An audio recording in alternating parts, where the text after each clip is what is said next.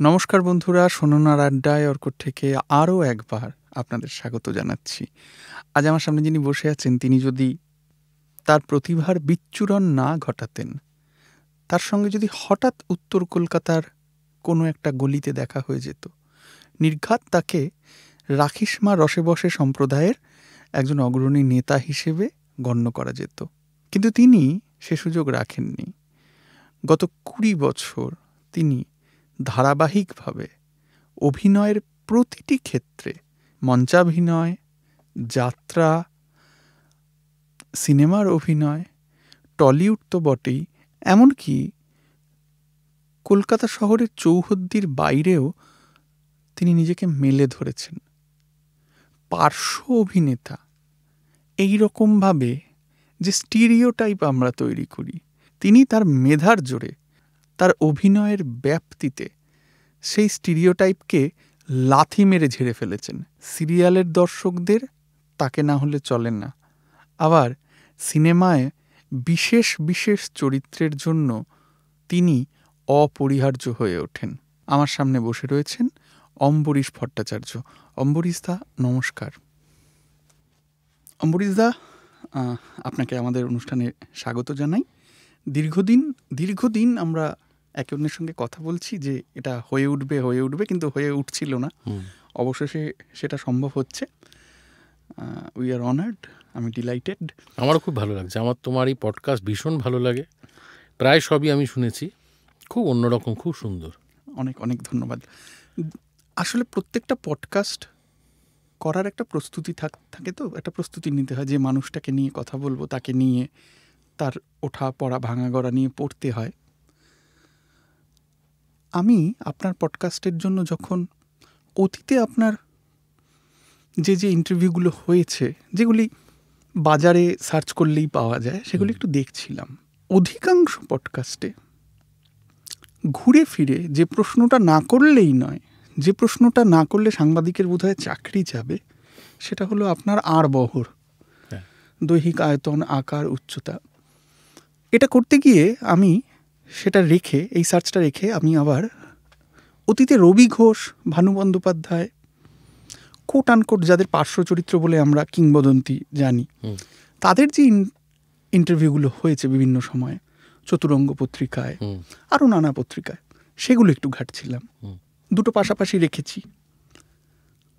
এই দুটো পাশাপাশি রেখে আমার প্রশ্ন আপনার কাছে প্রথম, যে গারল, রুচির দৈন্যওয়ালা সাংবাদিকদের নিয়মিত সাক্ষাৎকার দিতে দিতে দিতে দিতে ক্লান্ত লাগে না? কিভাবে ফেস করেন এই, মানে রবি ঘোষকে যদি কেউ বলতেন আপনি বেটে কেন, মানে এটা সে সময় মধ্যবিত্ত মন এর থেকে অনেক বেশি পরিশীলিত ছিল, এর থেকে অনেক বেশি প্রশিক্ষিত ছিল। শুধু সাংবাদিক না, যারা রিসেপশন পয়েন্টে ছিল তারাও।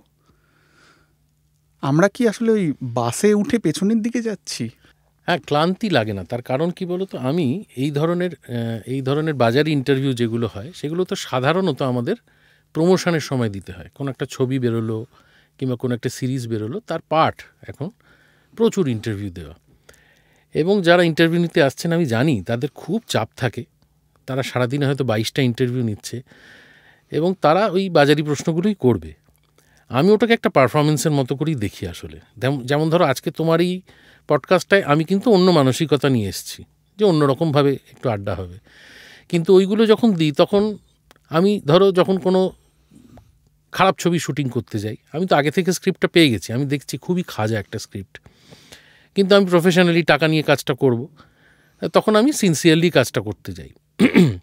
ঠিক সেরকমই ওই ইন্টারভিউগুলো দেওয়ার সময় আমি জানি ওরা কী প্রশ্ন করবে এবং আমি কি উত্তর দেব সেটাও আমি জানি, ফলে আমি প্রফেশনালি ডিল করি। হ্যাঁ, পিছিয়ে তো যাচ্ছি, সব দিক থেকেই পিছিয়ে যাচ্ছি, গাড়ি পেছোচ্ছেই, গাড়ি এগোনোর কোনো, তবে হ্যাঁ কিছু কিছু আশার আলো তো আমি দেখছি অবশ্যই। যেমনই তোমার এই পডকাস্ট, আরও কিছু পডকাস্ট রয়েছে, কিছু চ্যানেল রয়েছে যেখানে অন্যরকমভাবে এক্সপ্লোর করার চেষ্টা করা হচ্ছে একজন শিল্পীকে বা একজন সাধারণ মানুষকে। সেগুলোর দিকেই তাকিয়ে থাকি। যেমন ধরো সারা বছর যদি আমি 20টা ছবি করি, তার মধ্যে 2টো ছবি করে আনন্দ পাই, ঠিক তেমনই বাকি 18টা তো আমি ফেলে দিতে পারবো না। তারা তো আমাকে উপার্জনের রাস্তা করে দিচ্ছে বা মানুষের কাছে পৌঁছে দিচ্ছে কোনোভাবে। এইভাবেই নিই আর কি বিষয়টাকে। আমি খুব একটা ডিপ্রেসড হই না বা খারাপও লাগে না, আমার কিছু করার নেই। মানে তাহলে আমাকে বলতে হবে যে আমি কোনো রকম প্রমোশনের মধ্যেই থাকবো না। অধিকাংশ ক্ষেত্রেই আমি সেটা বলি, আমি খুব একটা প্রমোশনে থাকতে চাইও না, কিন্তু কখনো কোনো উপায় থাকে না, এই সমস্ত প্রশ্নের সম্মুখীন হতে হয়। আমি আমার মতো করে একটা জবাব দেওয়ার চেষ্টা করি তাদের। 79 সালে আপনার জন্ম, এটা আমার খুব গর্বের একটা বিষয়, জানো, যে কোনোভাবে আমার জন্মের সঙ্গে 70 দশকটা মিশে আছে। হ্যাঁ, আমি যদি বাই চান্স আর 1 বছর পরে জন্মাতাম, ধরো 79 মার্চে আমার জন্ম, যদি ওটার কয়েক মাস পরে হতো, হ্যাঁ, তাহলে বোধহয় আমার অতটা আনন্দ হতো না। কারণ আমার কেমন যেন মনে হয় যে আমার জন্মসালটার সাথে কোথাও 70 জড়িয়ে আছে। আমার মনে হয় যে আমি সেই সময়টার একটা মানে প্রোডাক্ট আর কি। কয়েক মাসের জন্য আমি 70-এর একদম এন্ডে, ফ্যাগ এন্ডে জন্মেছি, সেটা আমার কাছে একটা গর্বের বিষয়। আপনি যখন বড় হচ্ছেন, হ্যাঁ, উত্তর কলকাতায় একটি ছেলে বড় হচ্ছে, সেটা সোভিয়েত ভাঙছে, আমাদের অর্থনৈতিক উদারীকরণ আমরা দেখছি, লাক্স সাবান শ্যাম্পু আমাদের ঘরে ঢুকছে, আস্তে আস্তে আস্তে কেবল টিভি আসছে, আমরা ইন্টারনেটকে এমব্রেস করছি। ঠিক, অর্থাৎ একভাবে দেখলে আমরা সামনের দিকে এগিয়ে যাচ্ছি, রেকর্ড চলে যাচ্ছে, ক্যাসেট আসছে, অনেক সহজ হয়ে আমরা যাচ্ছে। একরকম ভাবে সামনের দিকে চলে যাচ্ছি। সেই রকম একটা এগিয়ে যাওয়া সময়ের মধ্যে, পুরনোকে ফেলে এগিয়ে যাওয়া সময়ের মধ্যে একটি ছেলে বড় হচ্ছে, সে কেন পুরনোকে আঁকড়ে ধরবে? সে কেন থিয়েটারকে বাজবে? সে কেন যাত্রার কথা ভাববে? এটা কি পরিবার? পুরোটাই পরিবার। যেহেতু আমার বাবা সাংবাদিকতার সঙ্গে যুক্ত ছিলেন, তুমি হয়তো জানো, আমার বাবা অনেক কিছুই করেছেন সারা জীবনে। উনি আসলে ঠিক করে উঠতে পারেননি। একটা মানুষের তো অনেক কিছু একসাথে পছন্দ হতে পারে, যেমন আমার একাধিক নারীকে একসাথে পছন্দ হতে পারে, কিন্তু আমি তো আর একাধিক নারীকে একসাথে বিয়ে করতে পারবো না, কিন্তু প্রেম তো করতে পারি। সেই জন্য আমার বাবা বিয়ে করেছিলেন একটা পেশাকে, সাংবাদিকতাকে, কিন্তু উনি প্রেম করেছেন প্রচুর পেশার সাথে। উনি থিয়েটারও করেছেন, উনি সাহিত্যিকদের সঙ্গে বিভিন্ন কবিতা উৎসব, নাট্য উৎসবে গেছেন, এবং ছোট থেকে আমি আমার বাড়িতে ফিল্মের লোকজন, সাংবাদিকতার লোকজন, থিয়েটারের লোকজন, সিনেমার লোকজন, কবি, সাহিত্যিক, এদের দেখে দেখে বড় হয়েছি। এবং আমার জানতে ইচ্ছে করেছে যে আমার বাবার কাছে এই বন্ধু যারা আসেন, ধরো ধরণী ঘোষ আসছেন আমার বাড়িতে, শ্রমিক বন্দ্যোপাধ্যায় আসছেন আমার বাড়িতে, সুনীল গাঙ্গুলি আসছেন আমার বাড়িতে, আমার জানতে ইচ্ছে করছে যে আমার বাবার এই যে বন্ধুরা যারা আমার বাবার সঙ্গে আসে, পানাহার করে, এরা কি কাজ করেছে। একটু একটু করে বড় হচ্ছে, আর আমার জানতে ইচ্ছে করছে যে বন্ধুরা আসলে কে। কারণ লোকগুলোকে আমার খুব ইন্টারেস্টিং লাগছে, খুব ভালো লাগছে আমার। যত বড় হচ্ছি তত আমি এদের কাজগুলোকে এক্সপ্লোর করার চেষ্টা করছি। যেমন শীর্ষেন্দুবাবু নিজে আমায় হাতে লিখে যাও পাখি বইটা দিয়েছিলেন, এখনও রয়েছে আমার কাছে। এবার যাও পাখি পড়ছি আমি যুবক যুবতীরা পড়ছি, যেটা আমার চারপাশের আর কোনো ছেলে মেয়ে পড়ছে না। বোধহয় সেই কারণেই আমার ওই সময়টার প্রতি, আমার ওই ফেলে আসা সময়টার প্রতি, যাত্রার প্রতি আমার ইন্টারেস্ট অনেক পরে গ্রো করেছে, চপলদার সাথে আলাপ হওয়ার পরে। কিন্তু পুরনো সিনেমার প্রতি, পুরনো সাহিত্য, কবিতা, সাংবাদিকতা, এই সমস্তর প্রতি আমার কিন্তু ওই বাড়ির মানে আমার বাবার, মূলত একেবারেই আমার বাবার একটা প্রভাব ভীষণভাবে ছিল। কারণ বাবা মানুষটাকে আমার খুব ইন্টারেস্টিং লাগতো। বলুন একটু বাবার কথা। বাবা খুব ইন্টারেস্টিং একটা লোক ছিল। বাবা শান্তিপুরে থাকতেন, তারপরেতে বাবা খুব উচ্চাকাঙ্ক্ষী ছিলেন ছোট থেকেই। মানে বাবার বন্ধুবান্ধব যেরকম ছিলেন, বাবা সেরকম ছিলেন না, ছোট থেকেই সাহিত্য চর্চা ইত্যাদি করতেন। বাবারা 3 ভাই। বাবার যিনি মেজো ভাই অজয় ভট্টাচার্য, তার মূর্তি এখনও শান্তিপুরে আছে। শান্তিপুরে একদম মোড়ের মাথায়, কাশ্যপপাড়ার মোড়ে। উনি পুলিশের গুলিতে মারা গিয়েছিলেন 70 দশকে। ওনার নাম ছিল অজয় ভট্টাচার্য। কমরেড অজয় ভট্টাচার্যের মূর্তি এখনও রয়েছে। উনি নকশাল করতেন, উনি মারা গিয়েছিলেন সেই সময় খুবই কম বয়সে। আমার এক বাবার বড়দা ছিলেন, তিনিও বাবারই মতো ছিলেন। তিনি স্কুলে পড়াতেন, তার কোনো উচ্চাকাঙ্ক্ষা ছিল না, কিন্তু বাবা চাইতেন বারবারই কলকাতা আসতে। বাবার খুব কম বয়সে বাবা মারা যায়, মানে তার বাবা মারা যায়। বাবা আইসিআইতে তার বাবার চাকরিটা পেয়ে কলকাতা আসে, ধরো 60-এর দশকের এরকম একটা সময়, 60-এর শুরুর দিকেই আসেন, আইসিআইতে চাকরি করেন। এবং তখন তো চাকরির এত চাপটাপ ছিল না, মানুষ অনেকটা ফাঁকা সময় পেত। এই ফাঁকা সময়টা বাবা বন্ধুবান্ধব তৈরি করলো হচ্ছে সাহিত্য জগৎ, সঙ্গীত জগৎ। এবং বাবা আমারই মতো বোহেমিয়ান ছিলেন, সেটা আমি পরবর্তীকালে বুঝতে পেরেছি। এবং বাবার থেকেই আমার এই ব্যাপারটা এসছে। বাবা এনে বেরিয়ে পড়তেন চারিদিকে বিভিন্ন লোকের সাথে, সংসার টংসার একেবারেই মন দিয়ে করতেন না। কখনো ভানু বন্দ্যোপাধ্যায়ের সাথে চলে যাচ্ছেন, ভানু বন্দ্যোপাধ্যায়ের হয়তো কমিক শো আছে, বাবা সেখানে ইমপ্রেসারিও হয়ে চলে গেলেন। আবার কয়েকদিন পরে সেটা আর ভালো লাগলো না বাবার শক্তির সঙ্গে ভীষণ ভাব হলো, বাবা শক্তির সঙ্গে বারদুয়ারি চলে গেলেন, ওখানেই দিন কাটাচ্ছেন। বাবা প্রেস ক্লাবে চলে যাচ্ছেন, বাবা কফি হাউসে দীর্ঘ সময় সৌমিত্রবাবুদের সঙ্গে বসে আড্ডা মারছেন। সৌমিত্রবাবু বাবার খুবই কাছের বন্ধু ছিলেন একদম গোড়ার দিক থেকে। তো সেই সূত্রে ফিল্ম সোসাইটি আন্দোলনের সঙ্গে যুক্ত হয়ে পড়ছেন। মানে তুই বুঝতে পারছো তো, সব কিছুর মধ্যে রয়েছে একটা মানুষ, সব কিছুর মধ্যে রয়েছে একজন হই হই করা লোক, হই হই করা লোক। এবং মানে কোনো ঠিক ঠিকানা নেই, টাকা পয়সার দিকে কোনো নজর ছিল না। এরকম মজার গল্প আছে, মৃগাঙ্ক শেখর রায় বলে একজন প্রবীণ সাংবাদিক ছিলেন, দীর্ঘদিন সাংবাদিকতা করেছেন। তিনি একটি মানুষ ছিলেন, তিনি বিয়ে থা করেননি। তিনি তার এক বোনের বাড়ি থাকতেন আশ্রিত অবস্থায়, খুবই কষ্টের মধ্যে থাকতেন। মাঝে মাঝে আমাদের বাড়ি আসতেন মৃগাঙ্ক শেখর। খুবই মজার লোক ছিলেন। যারা পুরনো দিনের লোক এখনও রয়েছেন সাংবাদিকতা বা ফিল্ম জগতের, তাদের ডেফিনেটলি মৃগাঙ্ক শেখর রায়কে মনে আছে। তিনি সর্বক্ষণে একটা আঙুল চুষতেন, ডান হাতের আঙুলটাকে এরমভাবে তুলে নিয়ে চুষতেন, এটা ছিল ওনার মুদ্রাদোষ। তো সেই মৃগাঙ্ক শেখর শীর্ণকায়, ধুতি পাঞ্জাবি, পাজামা পাঞ্জাবি পরা, কাঁধে একটা ঝোলা নিয়ে আমাদের বাড়ি আসতেন। 3-4 দিন থাকতেন, বাবার সঙ্গে মদ্যপান করতেন এবং ফিরে যেতেন। এরকমই একদিন মৃগাঙ্ক শেখর আসে আমাদের বাড়িতে 3-4 দিন থাকতে। তো তৃতীয় দিন রাত্রেবেলা আমার মাকে আমার বাবা বারান্দায় ডেকে নিয়ে আসে, আমার সামনেই ঘটছে। ডেকে বলে যে মায়ের ডাকনাম খুকু, ডেকে নিয়ে বলে, খুকু শোনো, মৃগাঙ্ক তো ওর দিদির বাড়িতে থাকে বুঝলে, ও খুব কষ্ট পাচ্ছে ওখানে, ওকে খুব অত্যাচার করা হচ্ছে। তা মৃগাঙ্ক যদি কটা দিন থাকে আমাদের বাড়িতে।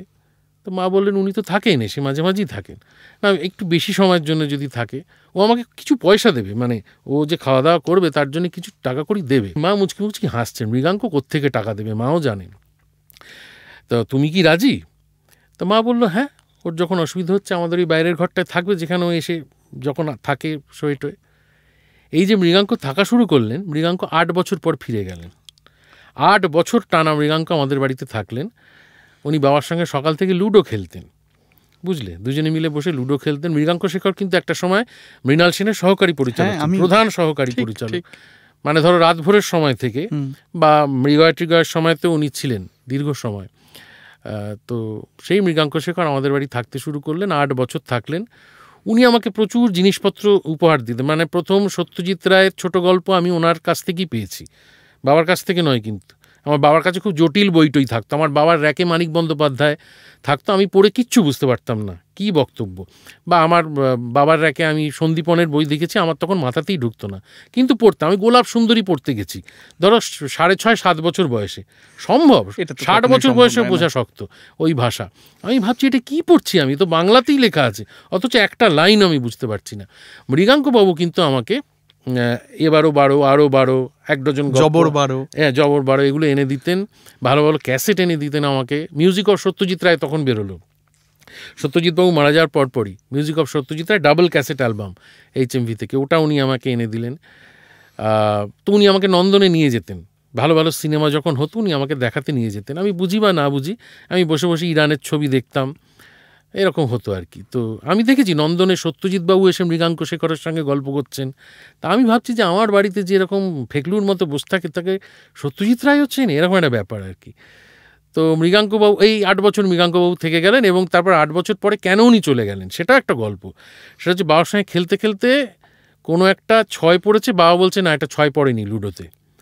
এই নিয়ে ঝগড়া দুজনের মধ্যে, বুঝতে পারছো, এই নিয়ে ঝগড়া দুজনের মধ্যে। বাবা বললো, মৃগাঙ্ক তুই চোর। তো মৃগাঙ্ক বললো, তুই আমাকে চোর বললি হবনি? এই আমি চললুম। সত্যি আমি বিশ্বাস করো, ওনার সম্বল বলতে একটা ঝোলা ছিল, আর কিচ্ছু না। ওই ঝোলার মধ্যে ওনার 2 সেট পাঞ্জাবি পাজামা থাকতো আর স্নো পাউডার থাক। এক অদ্ভুত বৈপরীত্য ওনার মধ্যে, যে একটা লোকের প্রায় কিছুই নেই, কোনো ব্যাঙ্ক অ্যাকাউন্ট নেই, কোনো ইনকাম ট্যাক্স নেই, সেই অর্থে কোনো রোজগার নেই, কিন্তু তার ঝোলার মধ্যে একটা স্নো পাউডার রয়েছে। এবং উনি বেরোনোর সময় প্রত্যেক দিন ঘাড়ে গলায় নানান জায়গায় পাউডার মেখে বেরোতেন। এটা ওনার একমাত্র শৌখিনতা। তো সেই ঝোলা নিয়ে ওই সন্ধেবেলায় মৃগাঙ্ক, ওই যে বাবা চোর বলেছে, ওই বেরিয়ে অভিমানে বেরিয়ে আর ফিরলেন না মৃগাঙ্ক। তার বছর 5 পরে আমি কলকাতার চর্চায় পড়লাম যে মৃগাঙ্ক শেখর রায় প্রয়াত। তো এইরকম একটা লোক ছিল আমার বাবা। এরকম বহু মৃগাঙ্ক আমাদের বাড়িতে এসেছে, থেকেছে, চলে গেছে, এরকম একটা আবহ ছিল আমার বাড়ির। ফলে আমিও ওই রকমই তৈরি হয়েছিলাম। আমি কোনো কিছুই করতে চাইতাম না, আমার ভালোই লাগতো না। আমি সেই সব ছেলেদের পছন্দ করতাম যারা বলতো আমি কিছুই করি না। আমি ঘুরে বেড়াতে ভালোবাসতাম, আমি প্রচুর ঘুরে বেড়াতাম। এবং তারপরে একটা সম্বল হলো আমার যে আমি গান গাইতে পারতাম। সহজাতভাবেই গান গাইতে পারতাম, সেই অর্থে আমি শিখিনি কখনো। তো প্রচুর জেলার থিয়েটার দল আমার সঙ্গে পরিচয় টরিচয় হলো তাদের, তারা আমাকে বহু নাটকে সুযোগ দিত গান গাইবার জন্য। কিভাবে পরিচয়টা হলো? পরিচয়টা হলো হচ্ছে শান্তিপুরে কৌশিক চট্টোপাধ্যায়, শান্তিপুর সাংস্কৃতিক, শান্তিপুরের যে যোগাযোগটা আমার বাবার বাড়ির সূত্রে, তো কৌশিকদার সাথে আমার আলাপ হয় এবং কৌশিকদার সূত্রেই আমি এই যে একটা শীতকাল জুড়ে এই যে কম্পিটিশান নাটক হয় জেলায় জেলায়, 1 ঘন্টার কম্পিটিশান নাটক, এই বিষয়টা জানতে পারলাম এবং বহু দলের সঙ্গে আমার পরিচয় হলো সেই সূত্রে।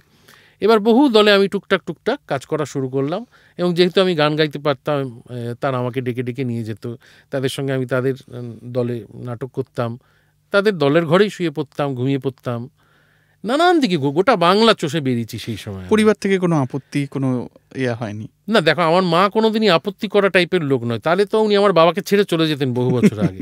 তো মা বোধহয় বুঝতে পারছিলেন যে তারই একটা প্রতিবিম্ব জন্ম নিয়েছে এবং বাবা যে বলতেন না তা না, বাবা আমাকে সামহাউ একটা সময় অবধি খুব চৌকস একটা ছেলে করতে চেয়েছিলেন আর কি। মানে উনি আমাকে টেবিল টেনিস শিখতে পাঠাচ্ছেন, তবলা শিখতে পাঠাচ্ছেন, আঁকা শিখতে পাঠাচ্ছেন, মানে উনি দেখতে চাইছেন যে এই ছেলেটা আমার মতো না হয় একটুখানি, যদি সময়টা খুব জটিল সময় আসছে সামনে, কিন্তু এই ছেলেটি কিন্তু কিছুই শিখছে না, তাকে ক্রিকেট খেলতে পাঠানো হচ্ছে। সে একদিন গিয়ে দেখছে যে প্রথমেই ভোর 6টার সময় ক্রিকেট ট্রেনিং ইনস্টিটিউটে বলছে যে 10 পাক দৌড়ো। আমার কাছে এটা মিনিংলেস মনে হচ্ছে যে সকালবেলা 6টায় আমি কেন 10 পাক দৌড়বো। ফলে ওই প্রথম পাক দৌড়তে গিয়ে যে মানে আমাদের পার্কের এক্সিটটা এলো, আমি ওখান থেকে বেরিয়ে গেলাম। যখন দলটা দৌড়ে ফিরে এলো তখন দেখা গেল একটা লোক মিসিং, যে ছেলেটা আজকে প্রথম এসছে। পাড়ার অমিয় সেন ছিলেন, তিনি সিএবির সাথে যুক্ত। তার সঙ্গে 1 মাস পরে বাবার দেখা। বাবা বলল যে কেমন শিখছে আমার ছেলে? বলে আপনার ছেলে তো ওই প্রথম দিনই এসেছিল, আর তো আসেনি। তো এইভাবে আমাকে রাইফেল শুটিং করতে পাঠালেন বাবা। আমি ওর মধ্যে কোনো যৌক্তিকতা খুঁজে পাইনি। অত ভারী একটা রাইফেল ধরে আমি শ্যুট করব কেন? আমি কাকে মারবো? বলছে এম করো। আমার দরকার নেই এম করা, আমি শিখলাম না। আমায় টেবিল টেনিস শিখতে পাঠালো। একজন টিচার ছিলেন, তিনি বললেন হ্যান্ডশেক অ্যান্ড স্যালুট প্র্যাকটিস করো 100 বার। আমার এটা কেন? বলছে এটাই হচ্ছে টেকনিক, হ্যান্ডশেক আর স্যালুট একসাথে যদি করা হয় তাহলে নাকি টেবিল টেনিসের ওই খেলার ওই মানে কায়দাটা, তরিকাটা জানা যায়। আমার মনে হলো এটা একটা ফার্স। আমি আর দ্বিতীয় দিন থেকে গেলাম না। ফলে আমাকে বাবা চেয়েছিলেন একটা চৌকস একটা কিছু তৈরি করতে, কিন্তু 2-3 বছরের ব্যবধানে বাবা বুঝতে পারলেন যে ছেলেটার দ্বারা কিছু হবে না, একে দিয়ে হবে না, এবং বোধহয় নিজেকেই দেখতে পেলেন কোথাও আমার মধ্যে। সেই জন্য খুব একটা আপত্তি বাবা করেননি। মাঝে মাঝে বলতেন যে তুমি এই কলেজ পাশ করে আর কিছুই পড়ছো না, কোনো পরীক্ষাই দিচ্ছ না, কি করবে তুমি? মানে এরপরে কি? কারণ বাবাও জানতেন যে বাবার জমানো টাকা পয়সা একদম নেই। আপনি অন্য ইন্টারভিউতে বলেছেন, আমি শুনেছি যে 1,60,000। হ্যাঁ, বাবার মৃত্যুর পরে আমি দেখলাম যে ওই টোটাল ওই রকম 1,60,000 পড়ে আছে। ওনার প্রচুর বড় চিকিৎসা হয়েছিল। তারপরে ওইটা মানে একটা লোকে সারা জীবনের, একটা বিবাহিত মানুষ যার একটি সন্তান আছে, সে এত বছর কাজ করে, চাকরি করে, সাংবাদিকতা করে ওই টাকাটুকু রেখে চলে গেছে। তার কোনো ফিক্সড ডিপোজিট নেই, তার কোনো এলআইসি নেই, তার কিচ্ছু নেই। তো বাবা বুঝতে পেরেছিলেন বোধহয় যে একে আটকানো যাবে না, তাই আমায় কোনোদিন আটকাননি। আপনি প্রথম কলকাতায় মঞ্চ নাটক একদম পাকাপাকিভাবে অভিনয় কবে শুরু করলেন, কোন সময়? কলকাতায় আমি প্রথম শুরু করিনি। আমি প্রথম শুরু করেছিলাম, আমি অরুণ মুখোপাধ্যায়ের পরিচালনায় একটা ওয়ার্কশপ হয়েছিল শান্তিনিকেতনে। আচ্ছা। ওখানে তোমার স্থাপনা বলে একটি সংস্থা এখনও আছে, তারা এখনও ভালো কাজ করে, ছোটদের নিয়ে মূলত কাজ করে। তো তাদের একটা ওয়ার্কশপ হয়েছিল, সেখানে আমাকে তীর্থঙ্কর চন্দ্র আছেন হারি শহরে, নাট্যজন তীর্থঙ্করদা, খুবই আমাদের কাছের মানুষ, নাট্যকার। তো তীর্থদা আমাকে নিয়ে যায় বাচ্চাদের গান শেখানোর জন্য। আমি যে গান গাইতে পারি এবং গান শেখাতে পারি এটা মোটামুটি প্রচারিত ছিল, আমি গায়ক হিসেবে বেশ নামই ছিলাম আর কি। তো সেইখানে গিয়ে অরুণদা আমাকে দেখে, অরুণদা বলে যে আমি একটা ওয়ার্কশপ প্রোডাকশন করব, রিফান্ড নাটক অবলম্বনে ফেরত চাই। ওই নাটকে আমার প্রথম সেই অর্থে সিরিয়াসলি অভিনয়। কলকাতার মঞ্চে আমি খুব একটা সুযোগ পাইনি, টুকটাক এ দলে সে দলে গেছি। সংলাপ কলকাতায় আমি কখনো, প্রথম মঞ্চ নাটক বলতে আমি বলতে পারি সংলাপ কলকাতা দলে ফেরারি ফৌজ বলে নাটক হলো কুন্তল মুখোপাধ্যায়ের পরিচালনায়, সেখানে আমি একটা পাঠ করেছিলাম, খুবই একটা ছোট একটা চরিত্র। এবং তারপরে সিরিয়াসলি বলতে পারো দেবেশ চট্টোপাধ্যায়ের সংস্কৃতিতে আমি উইঙ্কেল টুইঙ্কেলে অভিনয় করি, সেখানে একটা মোটামুটি চরিত্র ছিল আমার। তুমি যদি উইঙ্কেল টুইঙ্কেল দেখে থাকো, মনে থাকে ইন্টারভেলের পরে একটা একদম দেবশঙ্কর হালদারের ইন্টারভিউ সিকোয়েন্স ছিল, যে মিডিয়া থেকে ইন্টারভিউ নিতে এসছে, উনি কোনো প্রশ্নের জবাব দিতে পারেন না, ফাইনালি উনি বমি করে ফেলেন। তো ওই সাংবাদিকের চরিত্রটা আমি দীর্ঘদিন করি, এবং তারপরে ফ্যাতারু নাটকেও আমি কয়েকদিন পাঠ করি। তো সেই অর্থে কলকাতার মঞ্চে অভিনয় বলতে ওই দুটোই খুবই নগণ্য, চরিত্রগুলো। সব শোতে যে আমি করতাম তাও নয়, দেবেশদা কখনো কখনো হয়তো আমাকে দিয়ে অভিনয় করাতেনও না। ফলে খুব সিরিয়াসলি কিন্তু আমি থিয়েটার করিনি। তার কারণ আমি যে খুব অভিনয় ভালোবাসি বা অভিনয় না করলে আমার ভাত হজম হবে না, এরকম কোনো ব্যাপার আমার ছিল না। আমি আসলে কোনো কিছুই করতে ভালোবাসতাম না, আবার সব কিছু করতেই ভালোবাসতাম। কনসেন্ট্রেশন কোনো একটা শিল্পের প্রতি আমার ছিল না। আমি প্রচুর বই পড়তে ভালোবাসতাম, প্রচুর গান শুনতে ভালোবাসতাম। তুমি হয়তো জানো চিড়িয়ামোড়ের ওখানে হারুবাবু থাকতেন, সুরাজলাল মুখোপাধ্যায়, তার গ্রামাফোন রেকর্ডের সঙ্গীত সঙ্গ। পরবর্তীকালে এইচএমভি যখন রিপ্রোডিউস করে পুরোনো গান, তখন তারা দেখে যে তাদের সংগ্রহে আর সেসব গান নেই। তখন তারা সব সুরাজলালের থেকে 78 RPM রেকর্ড নিয়ে করে। আমি সুরাজলালের বাড়ি নিয়মিত যেতাম। এখন হারুবাবুর জামাই ওগুলো দেখেন। কিন্তু হারুবাবুর জামাই বোধহয় খুব একটা শেয়ার করেন না সকলের সাথে, কিন্তু হারুবাবু করতেন। হারুবাবুকে বেশ একটা বিরাট ইন্টারেস্টিং ঘর, এবং হারুবাবু অদ্ভুতভাবে বলে দিতে পারতেন। ধরো আমি শৈলদেবী বলে একজন গায়িকার নাম শুনেছি, আমি গিয়ে বললাম হারুবাবু শৈলদেবীর গান আছে? তো উনি খানিকক্ষণ ভাই ভেবে বললেন যে হ্যাঁ, 13 নম্বর তাকের ওপরে দেখো 12 নম্বর রেকর্ড।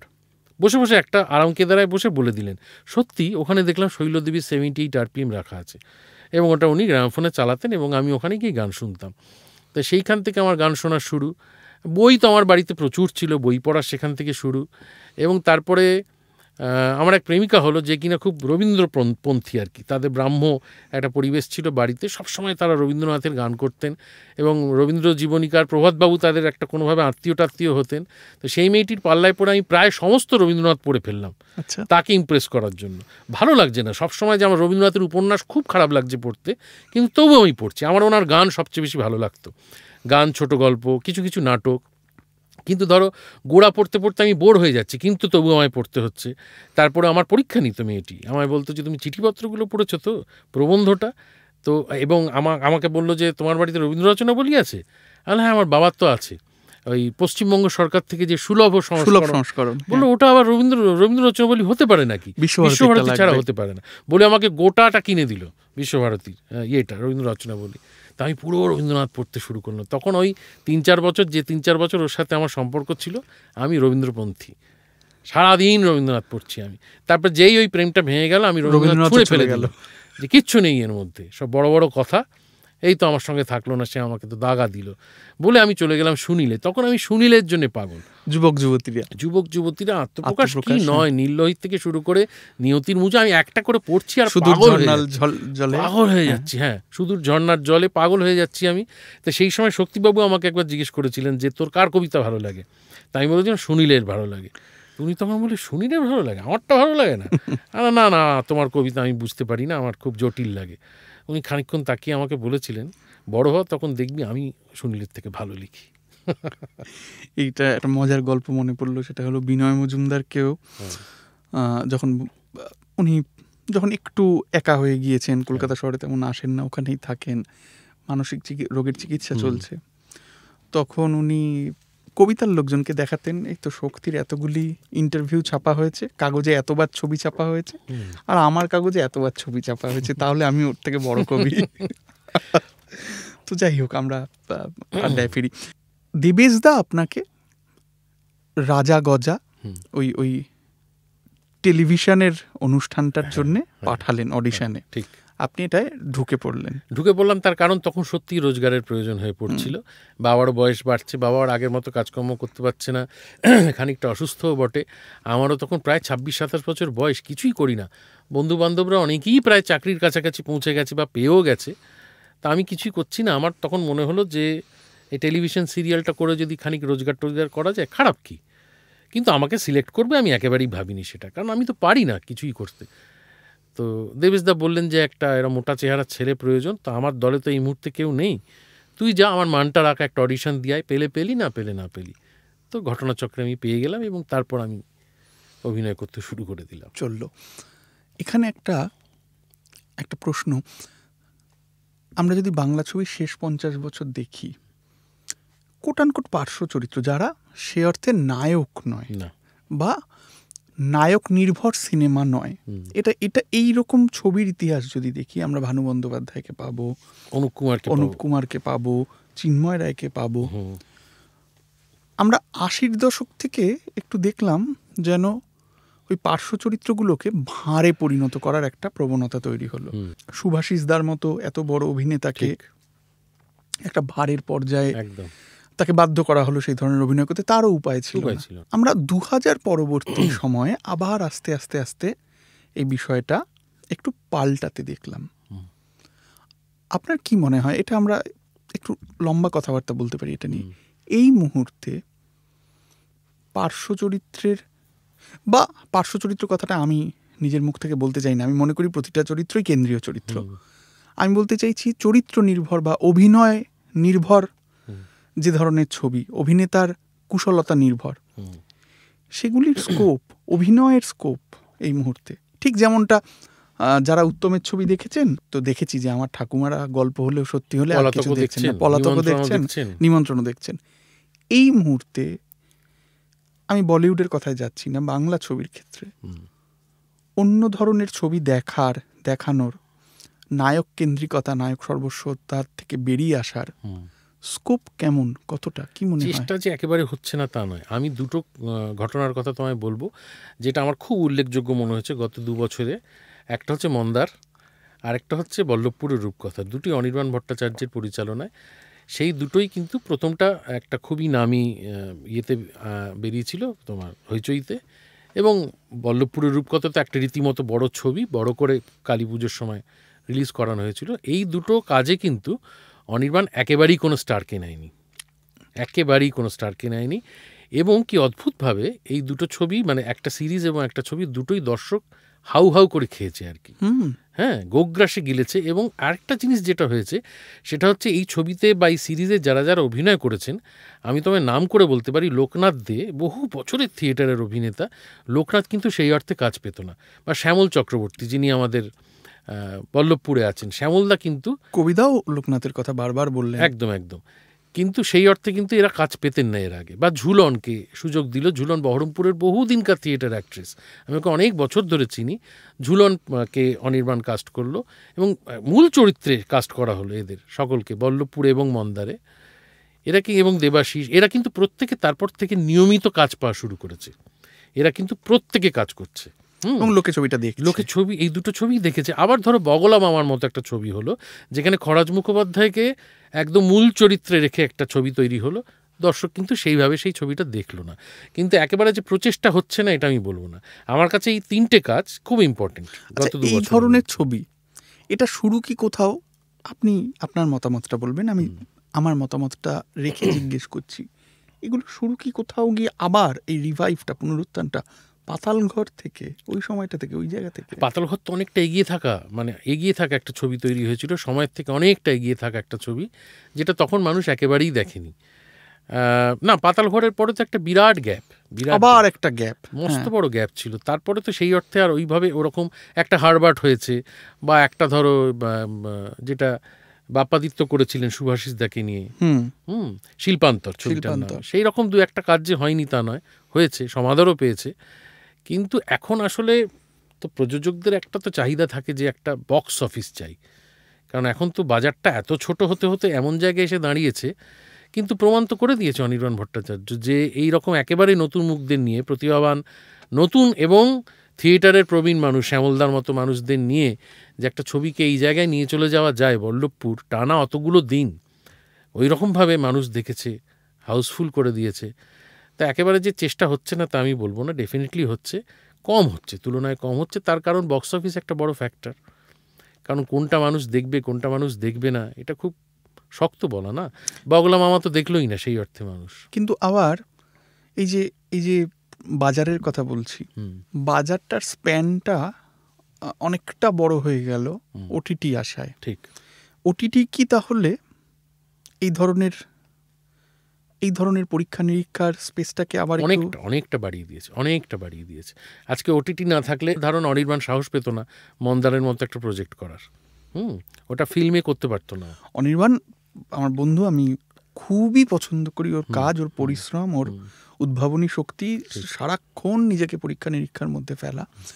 আপনি তো অনির্বাণের অভিনয়ের কথাও বারবার বলি, হ্যাঁ, সবসময় বলি। ঋদ্ধির কথা বলেছেন, নিশ্চয়ই একটা জায়গায় বলেছেন, আমি দেখছিলাম যে এরা আছে তারপরও কেন যে অভিনয় করি এরকম ধরনের। হ্যাঁ, তারপর আমি কি করে সুযোগ পাই? কেন এই কথা বলছেন?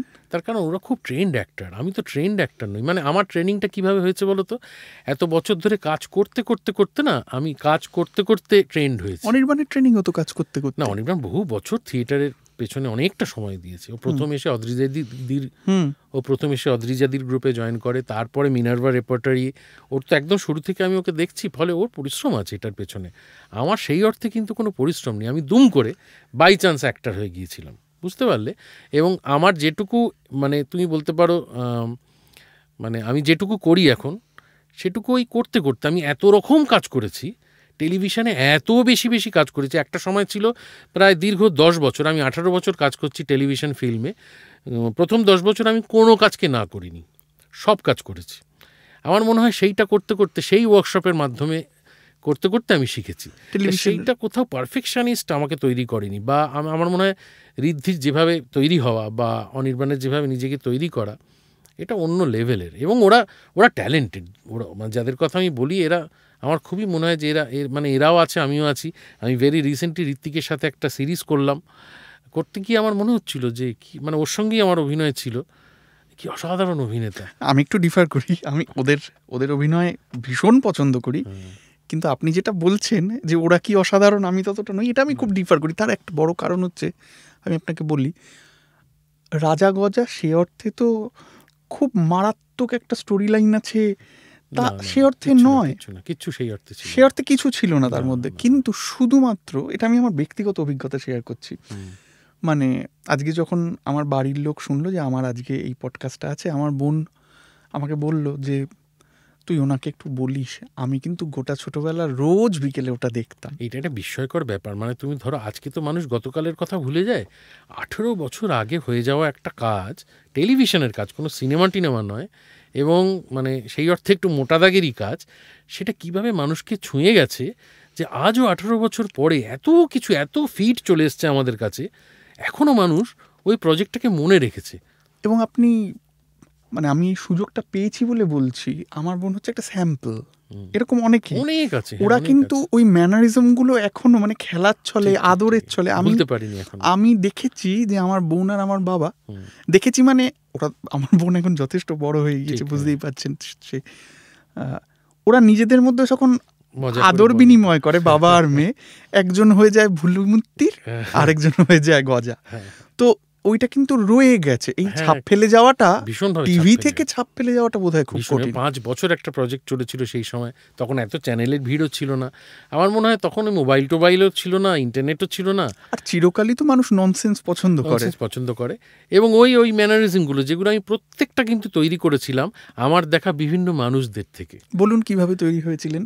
মানে আমার তো এক্স্যাক্টলি এখন আর ম্যানারিজমগুলো মনে নেই। ধরো একটা বলতাম, আমি খুব টানা একটা কথা বলতাম, আমার নাম এই বলে একটা কি গাছাবাজার কেয়ারা মুর্শিদাবাদ, এরকম আমি এরকম লোক দেখেছি আমার উত্তর কলকাতায়, যে এরকম খুব তাড়াতাড়ি করে কথা বলতো।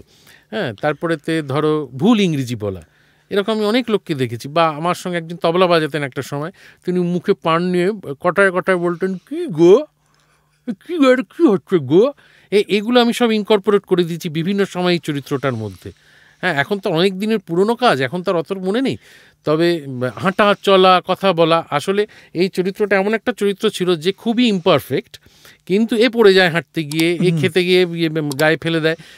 তৎসত্ত্বেও আমাকে আমার প্রযোজক বলেছিলেন যে তৎসত্ত্বেও যেন মানুষের একে পছন্দ হয়।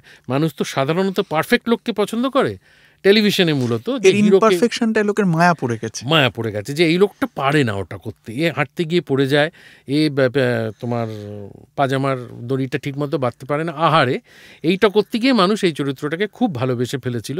এবং যেহেতু আমার মনে হয় তখন এই সমস্ত ইন্টারনেট ছিল না, মানুষ আমি যে ব্যক্তিগতভাবে কেমন সেটা দেখতে পেত না, বুঝতেই পারতো না যে এই লোকটা একটা স্বাভাবিক মানুষ। হ্যাঁ, অনেকেই ভাবতো, আমি বলছি তোমায় 60% মানুষ কিন্তু ভাবতো লোকটা এরকমই, সাধারণ দর্শক এরকমই ভাবতে ভালোবাসে যে এই লোকটা এরকমই। এবং আমি তখন প্রচুর শো করতাম গ্রামে গঞ্জে নানান জায়গায় এইরকম, হ্যাঁ, তখন তারা কলার কাঁদি নিয়ে আসতো আমার জন্য। মানে ওরা এক্সপেক্ট করতো যে আমি গোটা কাঁদিটা যেরমভাবে টেলিভিশনে খাই, বা ধরো 5 হাঁড়ি রসগোল্লা নিয়ে এলো, এবং ওরা মঞ্চে সেই রসগোল্লাটা তুলে বলছে আপনি তাহলে খেয়ে ফেলুন এবারে। আর আপনি কি পাগল নাকি, আমি কি করে খাবো, বনগার একটা গ্রামে গেছি, আবার 6 ঘন্টা ফিরতে হবে আমায় কলকাতা। বোঝে না কেন, আপনি তো টেলিভিশনে খান, আপনি খান। বা একবার একটা হয়েছিল, এক ভদ্রলোক এসে বলছে যে একটু বাইরে আসবেন, আমার দিদিমা আপনার সঙ্গে একটু দেখা করতে চাইছে। তা না কেন, ওনাকে ভেতরে নিয়ে আসুন না, এত ঠান্ডার মধ্যে বাইরে যাব, একটা তাঁবুর মধ্যে বসে আছি, কোনো দূর গ্রামে অনুষ্ঠান হচ্ছে, না আমার ঠাকুমা তো হাঁটতে পারেন না। তাহলে উনি এলেন কেন? না উনি আপনাকে একটা জিনিস দিতে এসছেন, আমি ওনাকে ভ্যান রিক্সা করে নিয়ে এসেছি। তা আমি গেলাম বাইরে, দেখি সত্যি মানে 80-90 বছরের এক মহিলা বসে আছেন, একটা ছোট্ট কৌটো। তা আমি প্রণাম করলাম। বলল যে শোনো বাবা, তুমি কালকে টিভিতে বলছিলে যে, মানে চরিত্রটা ছিল, ঘটনাটা ছিল সিরিয়ালে, যে আমি গ্রামে থাকতাম, গ্রাম থেকে আমি কলকাতায় চলে এসেছি এবং মায়ের সঙ্গে আমার অনেকদিন দেখা হচ্ছে না। রত্না ঘোষাল আমার মা করতেন। তো আগের দিনের এপিসোডে আমি বলেছি, এই চরিত্রটা বলেছে যে কতদিন মায়ের হাতে নারকেলের নাড়ু খাইনি। এবার উনি শুনেছেন যে এই পরের দিন আমি আসবো ওইখানে ওর বাড়ির কাছে শো করতে। উনি কৌটো করে 10টা নারকেলের নাড়ু নিজের হাতে বানিয়ে নিয়ে এসছেন, এনে আমাকে দিয়ে বলছেন যে এই না বাবা, তুমি তো কালকে বলছিলে কতদিন মায়ের হাতের নাড়ু খাওনি, কলকাতায় নাড়ু পাওয়া যায় না, আমি তোমার জন্য বানিয়ে এনেছি, জানি না তোমার মায়ের মতো হবে কি না, তবে তুমি খেও। অনবদ্য, হ্যাঁ অনবদ্য, ভাবা যায় না। এবার কি বলবো তুমি বলো, আমি ওই মানুষটাকে আমি বলবো যে আমি এরকমটা নই, ওটা মিথ্যে, ওটা সংলাপ? এটা বলা যায়? অনবদ্য। গজা তো একটা আনকোড়া রোলে ফিট করতে হলো তাকে, অম্বরীশকে গজা সাজতে হলো। সে এই সবের মধ্যে পড়বে সে জানতো না, সে ততটা ধাতস্থ ছিল না। অভিনেতা হিসেবে সে আস্তে আস্তে সাবালক হয়ে গেল, স্বাবলম্বী হয়ে গেল। এবং এই ইমপারফেকশনগুলো করতে করতে কিন্তু আমি আসলে পারফেক্ট হলাম, আসলে ইমপারফেকশনের সুতোগুলো সে দেখতে পেলাম। আমার প্রশ্ন হচ্ছে, সে এগিয়ে গেল, তারপর সে বহু রঙা কাজ করবে, বহু বর্ণের কাজ করবে, নানা রকমভাবে নিজেকে ছড়িয়ে দেবে। বাংলা সিরিয়াল, বাংলা টেলিভিশন, সে কি পারলো এগিয়ে যেতে? না, সে ক্রমশ পিছিয়ে গেল। আপনি বলুন। ক্রমশ পিছিয়ে গেল। আমার ধারণা এর পেছনে দর্শকদের একটা ভূমিকা রয়েছে, জানো তো। দর্শকরা ভালো কিছু দেখতে চাইছে না। ভালো কিছু যে প্রচেষ্টা হচ্ছে না তা না। আমি তোমাকে বলতে পারি, একটা সিরিয়ালের নাম করেই বলতে পারি, বছর 3-4 আগে গোয়েন্দাগিন্নি বলে একটা সিরিয়াল কনসিভ করা হয়েছিল, যেটা কিন্তু ইন্দ্রাণী হালদার অভিনয় করতেন। সেটাই কিন্তু খুব ভালো ভাবনা ছিল বিষয়টার মধ্যে, যে একজন গৃহিণী, তার মধ্যে একটা মিস মার্পেলের মতো একটা গোয়েন্দা সত্তা রয়েছে, সে তার মতো করে নানান রকম রহস্যের সমাধান করেন।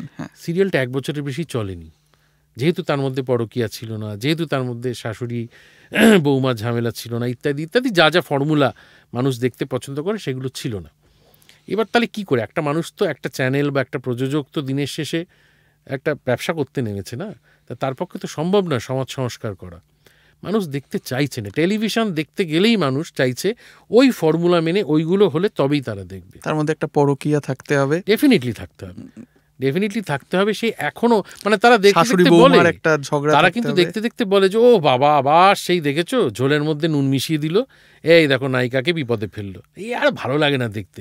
কিন্তু আবারও তারা সেইটাই দেখবে, কিছুতেই অন্যরকম কিছু দেখতে চাইবে না। মহানায়ক বলে একটা সিরিজ করেছিলাম আমরা উত্তম কুমারকে নিয়ে, যেখানে প্রসেনজিৎ চট্টোপাধ্যায় উত্তম কুমার করেন, আমি তরুণ কুমার।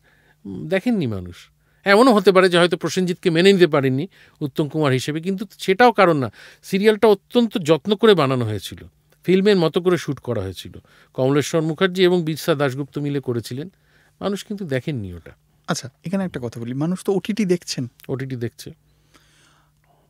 যে মানুষ ওটিটি দেখছে সেই কি সিরিয়াল দেখছে না? দুটো দর্শক একদম আলাদা। তাই? হ্যাঁ, আমি ইন্টারঅ্যাক্ট করি তো বহু মানুষের সাথে। বলুন কিরকম? ইয়াং জেনারেশন ওটিটি দেখে। আচ্ছা, ইয়াং জেনারেশন কিন্তু টেলিভিশন সিরিয়াল একদমই দেখে না। তারা দেখবে কি করে? তারা মোবাইল ডিভাইস নিয়ে ঘুরে বেড়াচ্ছে, একদমই দেখে না, তারা দেখেই না, তাদের সঙ্গে কোনো সংযোগই নেই।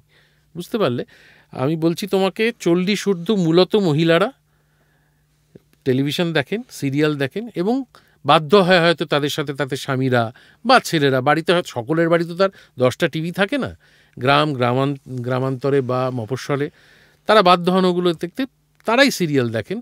ইয়াং জেনারেশন যারা, আমি বলছি গোটা পশ্চিমবঙ্গ জুড়ে, এখন তো বাংলাটা ছোট হয়ে গেছে, মানে ফিডিংয়ের ক্ষেত্রে, এন্টারটেনমেন্টের ক্ষেত্রে এখন তার কলকাতায় এসে কিছু দেখতে হয় না কাউকে, হাতের মুঠে সবটা আছে। আমি বলছি তোমাকে, মফস্বল, গ্রাম, সব জায়গায় কিন্তু মানুষ এখন, ইয়াং ছেলেমেয়েরাই কিন্তু মূলত সিরিজ দেখে।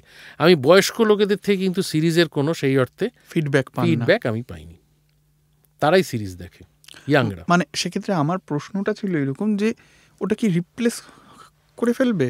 ওটিটির দর্শক কি সিরিয়ালের দর্শককে আমার রিপ্লেস মনে হয় করবে? একটা জেনারেশন যখন আস্তে আস্তে চলে যাবে, এবং এই যারা সিরিজ দেখে দেখে অভ্যস্ত বড় হচ্ছে, তারা তো একটা সময় 40-এ পৌঁছবে, তখন বোধহয় তারা সিরিয়ালকে বর্জন করবে বা সিরিয়ালকে বদলাতে হবে, সিরিয়ালকে মানতে হবে। সিরিয়াল তাদের যে কোনো রুচির। মুহূর্তে বদলাতে পারে, কিন্তু সিরিয়াল বাজারের চাহিদা অনুযায়ী চলছে।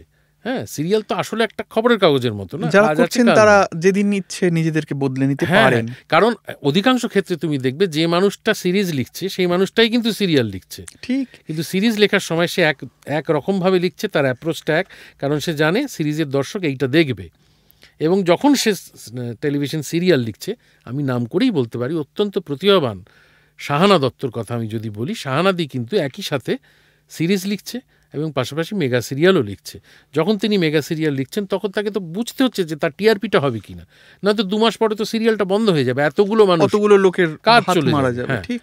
তো আমার ধারণা প্রস্তুত আছে কিন্তু মানুষ, যারা সিরিজ লিখছে বা সব সিরিজ যে ভালো হচ্ছে তাও তো নয়। আর আরেকটা কথা হচ্ছে, দিনের পর দিন মাসের পর মাস একটা মানুষ তো শিট লিখতে পারে না। সম্ভব নয়, এটা সম্ভব নয়। সম্ভব নয়, ভীষণ শক্ত।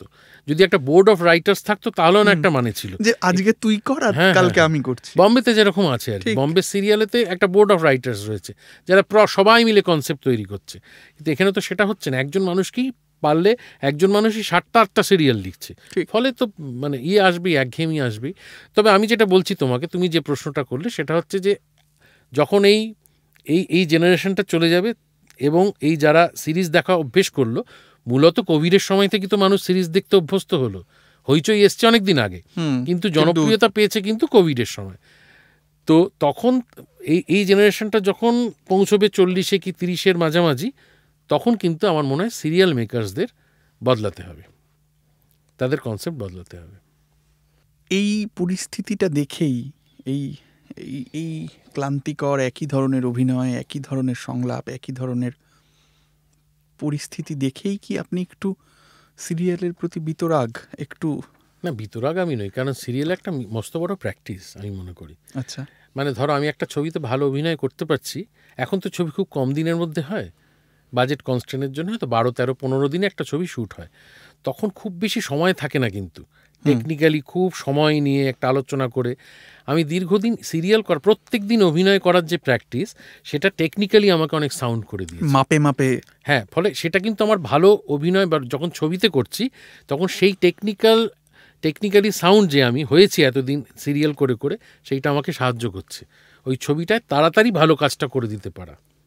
ছবিতে কিন্তু এখন অত সময় পাওয়া যায় না যে দীর্ঘ সময় ধরে আমি আলোচনা করছি, প্রচুর ওয়ার্কশপ করছি, একটা 10টা টেক নেওয়া হচ্ছে, 10টা টেক নেওয়া হচ্ছে না, বা এতগুলো আমরা সবাই মিলে বসে 10-12 বার সিনটা পড়ছি, কি আর ইম্প্রোভাইজ করা যায়, কি করে আরও ভালো করা যায়, এগুলো করা যাচ্ছে না। তখন ওই সিরিয়াল থেকে পাওয়া যে প্র্যাকটিসটা আমার, যেটা চটজলদি আমাকে এই কাজটা করে দিতে হবে, সেইটা কোথাও আমাকে হেল্প করে ভালো ছবিতে পাঠ করার সময়। আপনি একটা জায়গায় বলেছেন কৌশিক গাঙ্গুলি আপনার গুরু সম। হ্যাঁ, একদমই তাই। কি করে ওনাকে, মানে কি কারণে আপনি ওনাকে বাকিদের থেকে আলাদা করেন? বাকিদের থেকে আলাদা করি খুব মানে স্বার্থের কারণেই আর কি। উনি আমাকে প্রথম একদম অন্যরকম চরিত্রে কাস্ট করেছেন। ধরো টেলিভিশনে আমাকে যে সবসময় কমিক ক্যারেক্টার দেওয়া হয়েছে তা নয়, সিরিয়াস ক্যারেক্টারও দেওয়া হয়েছে, একেবারে যে দেওয়া হয়নি তা নয়, এবং সেগুলো মানুষ দেখেওছে, কিন্তু ফিল্মে আমাকে কিন্তু সেভাবে এক্সপ্লোর করা হয়নি। হ্যাঁ, একটু কমিক ধাঁচি রাখা হতো, সিরিয়াস চরিত্র দিলেও সেই লোকটা মাঝে মাঝে একটুখানি মজার কথা বলবে 2-3টে। কিন্তু কৌশিকদা কিন্তু লক্ষ্মী ছেলে থেকে শুরু করে ওনার সঙ্গে আমার পরপর 6টা ছবি হয়ে গেল, উনি প্রায় প্রত্যেকটা ছবিতে আমাকে কিন্তু একদম ছাঁচ ভাঙা চরিত্রে আমাকে কাস্ট করেছেন। লক্ষ্মী ছেলে বলো, কাবেরী অন্তর্ধান বলো, অর্ধাঙ্গিনী বলো, প্রত্যেকটা ছবিতে একদম অন্যভাবে আমাকে কাস্ট করার সাহসটা দেখিয়েছেন। আজকের এই সময় দাঁড়িয়ে তো সকলের পক্ষে সাহস দেখানো সম্ভব হয় না, মানে যে কারণে হয়তো মানে রবি ঘোষের জীবন থেকে যদি তুমি ওই কয়েকটা ছবি বাদ দিয়ে দাও তাহলে আর কি পড়ে থাকে, ওই কটা ঝুঁকি, হ্যাঁ, ওই কটা পরিচালকের ঝুঁকি, ওইগুলোকে যদি হাতে গোনাতো ওইগুলো যদি বাদ দিয়ে, মানে ওনার জীবনে যদি তপন সিংহ, সত্যজিৎ রায়, তরুণ মজুমদার না আসতেন, তাহলে তো ঠগিনীও হতো না, গল্প হলেও সত্যিও হতো না, জনঅরণ্য হতো না। হ্যাঁ, এগুলো তো হতোই না। বাই চান্স ওনার ওই একই টাইম লাইনে জন্মে গেছেন, বুঝতে পারলে? তো আমার মনে হয় আমি যে কৌশিক গাঙ্গুলির টাইম লাইনে জন্মেছি, এটা আমার কাছে একটা আশীর্বাদের মতো, কারণ উনি সাহস দেখিয়েছেন আমাকে অন্যভাবে, এবং দর্শকও অ্যাকসেপ্ট করেছে। সেটা সব থেকে বড় আমার কাছে প্রাপ্তি। একজন ডিরেক্টর ভাবতেই পারেন আমাকে এরকম একটা অন্যরকম চরিত্রে, কিন্তু দর্শক রিজেক্ট করতে পারতেন যে না না না না, একে আমরা দেখব না, একে আমরা মজা করতেই চাই, মজা করুক এটাই আমরা চাই, এরকম একটা সিরিয়াস চরিত্র করছে আমরা দেখব না। কিন্তু দর্শক আমার কাবেরী অন্তর্ধানে একটা অত্যন্ত জটিল চরিত্রে আমি অভিনয় করেছিলাম, সেটা মানুষ ভালোবেসেছে, দেখেছে।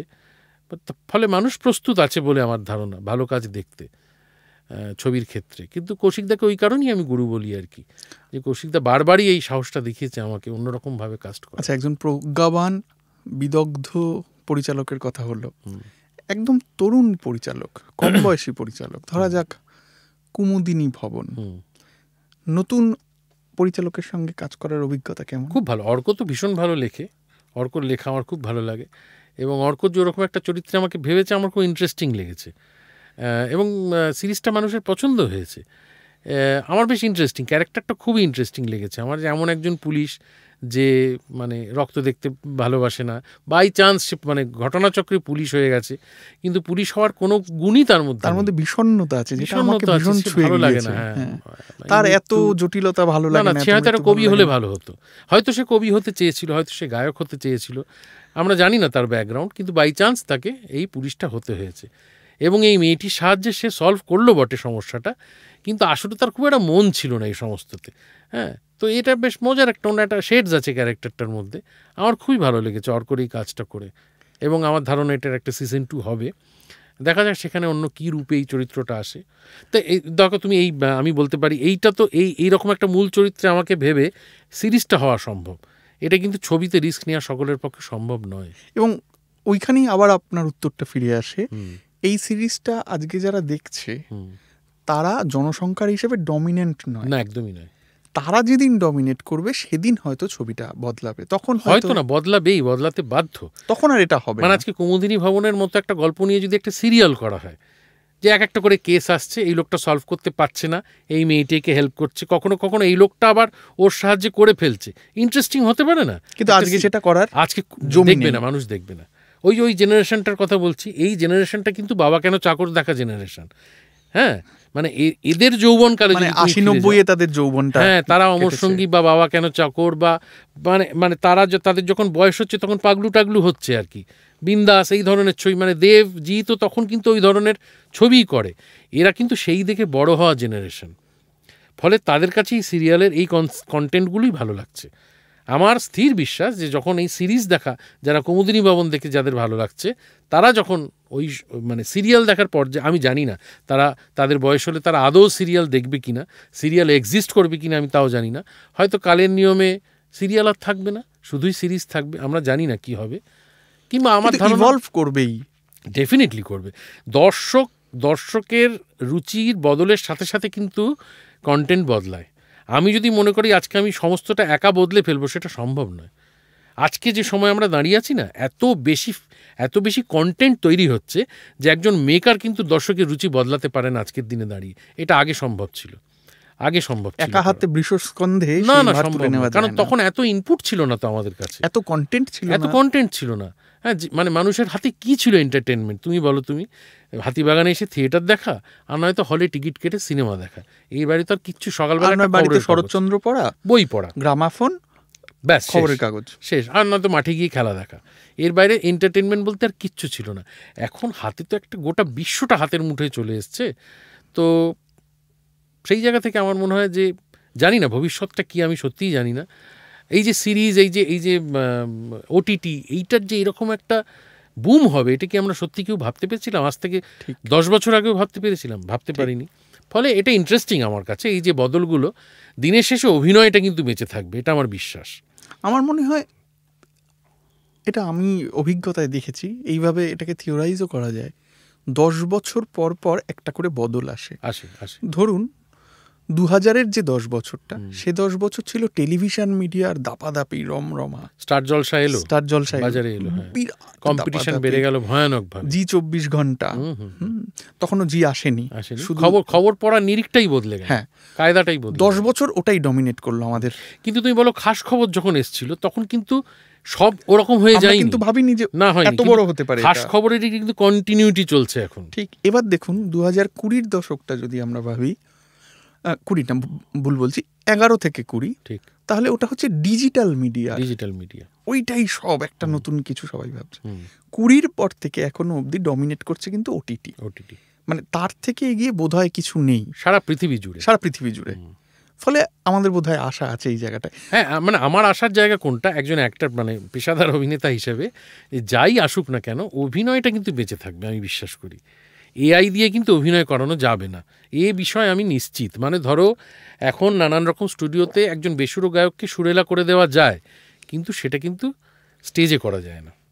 স্টেজে কিন্তু মানুষ পরীক্ষা দিতেই হবে। ফলে যদি কেউ সিনসিয়ারলি অভিনয় করে বা গান করে, আমার ধারণা তার কাজ থাকবে, মানে সে কিছু না কিছু একটা করতে পারবে, মূল জিনিসগুলো হারিয়ে যাবে না, তার ফর্মটা বদলাতে থাকবে। এখন তো আর সাধারণ মানে বৃহস্পতি শনি রবি তো আর নাটক হয় না, বদলে গেছে পুরো বিষয়টা। এখন আর হাতিবাগানে একটা হলও নেই, কিন্তু একটা সময় রমরমা আমাদের ছোটোবেলাতেও আমরা দেখেছি। আমি ঘটক বিদায় দেখেছি স্টারে, রিভলভিং স্টেজ ঘুরে ঘুরে যাচ্ছে। আমি সরকারি নয় সাবাস পেটোপাচু দেখেছি রবি ঘোষের, একটা করে সিন শেষ হলে নেমে যেত এরিনা, নিচে গিয়ে একটা পর্দা পড়ে যেত, সেট চেঞ্জ, আবার উপরে উঠে আসতো। ওটা তো ঘুরতো। হ্যাঁ, স্টারও ঘুরতো, স্টার এরম রিভলভ হতো, একটা করে সেট সিন শেষ হলো, ঘুরে গেল, পরের সেটটা চলে এলো, আলোটা চলে গেল, কুশীলবরা দাঁড়িয়ে আছে সেখানে স্টিল হয়ে, অভিনয় শুরু হলো। এইটা তো নেই এখন আর, কিন্তু তাতে তো কোনো সমস্যা হয়নি, আর সময়ের সাথে সাথে বদলে গেছে। তা আমার বিশ্বাস যে বদলাবে, বদলটাই স্বাভাবিক, কিন্তু ভালো অভিনয়, ভালো গান, ভালো সাংবাদিকতা, ভালো লেখা, এগুলো থেকেই যাবে। আপনি দেবের নাম করলেন, আমি একটু দেবকে নিয়ে কথা বলতে চাই। আপনার সঙ্গে আমার সে সময় একটু কথাও হয়েছিল কিঞ্চিত। আমি খুব খুশি হয়েছিলাম এরকম একটা নির্বাচনে যে আপনাকে অজিত করতে দেওয়া। এতদিন আমার মনে হয়েছে বারবারই যে ব্যোমকেশটাকে বাঁচতে গিয়ে অজিতটাকে ঠিক গুরুত্ব দেওয়া হচ্ছে না, একটা হলেই হলো। এইবার এমন একজনকে অজিত বাছা হলো যে আসলেই এটা আমার ব্যক্তিগত মনে হয় যে সে সুবিচার করতে পারবে। আমি খুব মন দিয়ে অজিতকে দেখেছি, আই হ্যাভ সেলিব্রেটেড ইট, আমি সবাইকে বলেওছি আমার খুব ভালো লেগেছে। কিন্তু আপনি বললেন, আমি জানি না এটা আপনি শুরুতেই বলেছিলেন যে এটা প্রমোশনের জন্য আমাদের তখন অনেক কথা বলতে হয়। আপনি বললেন যে অনেকেই ব্যোমকেশ করেছে, কিন্তু উত্তম কুমারের পর দেব।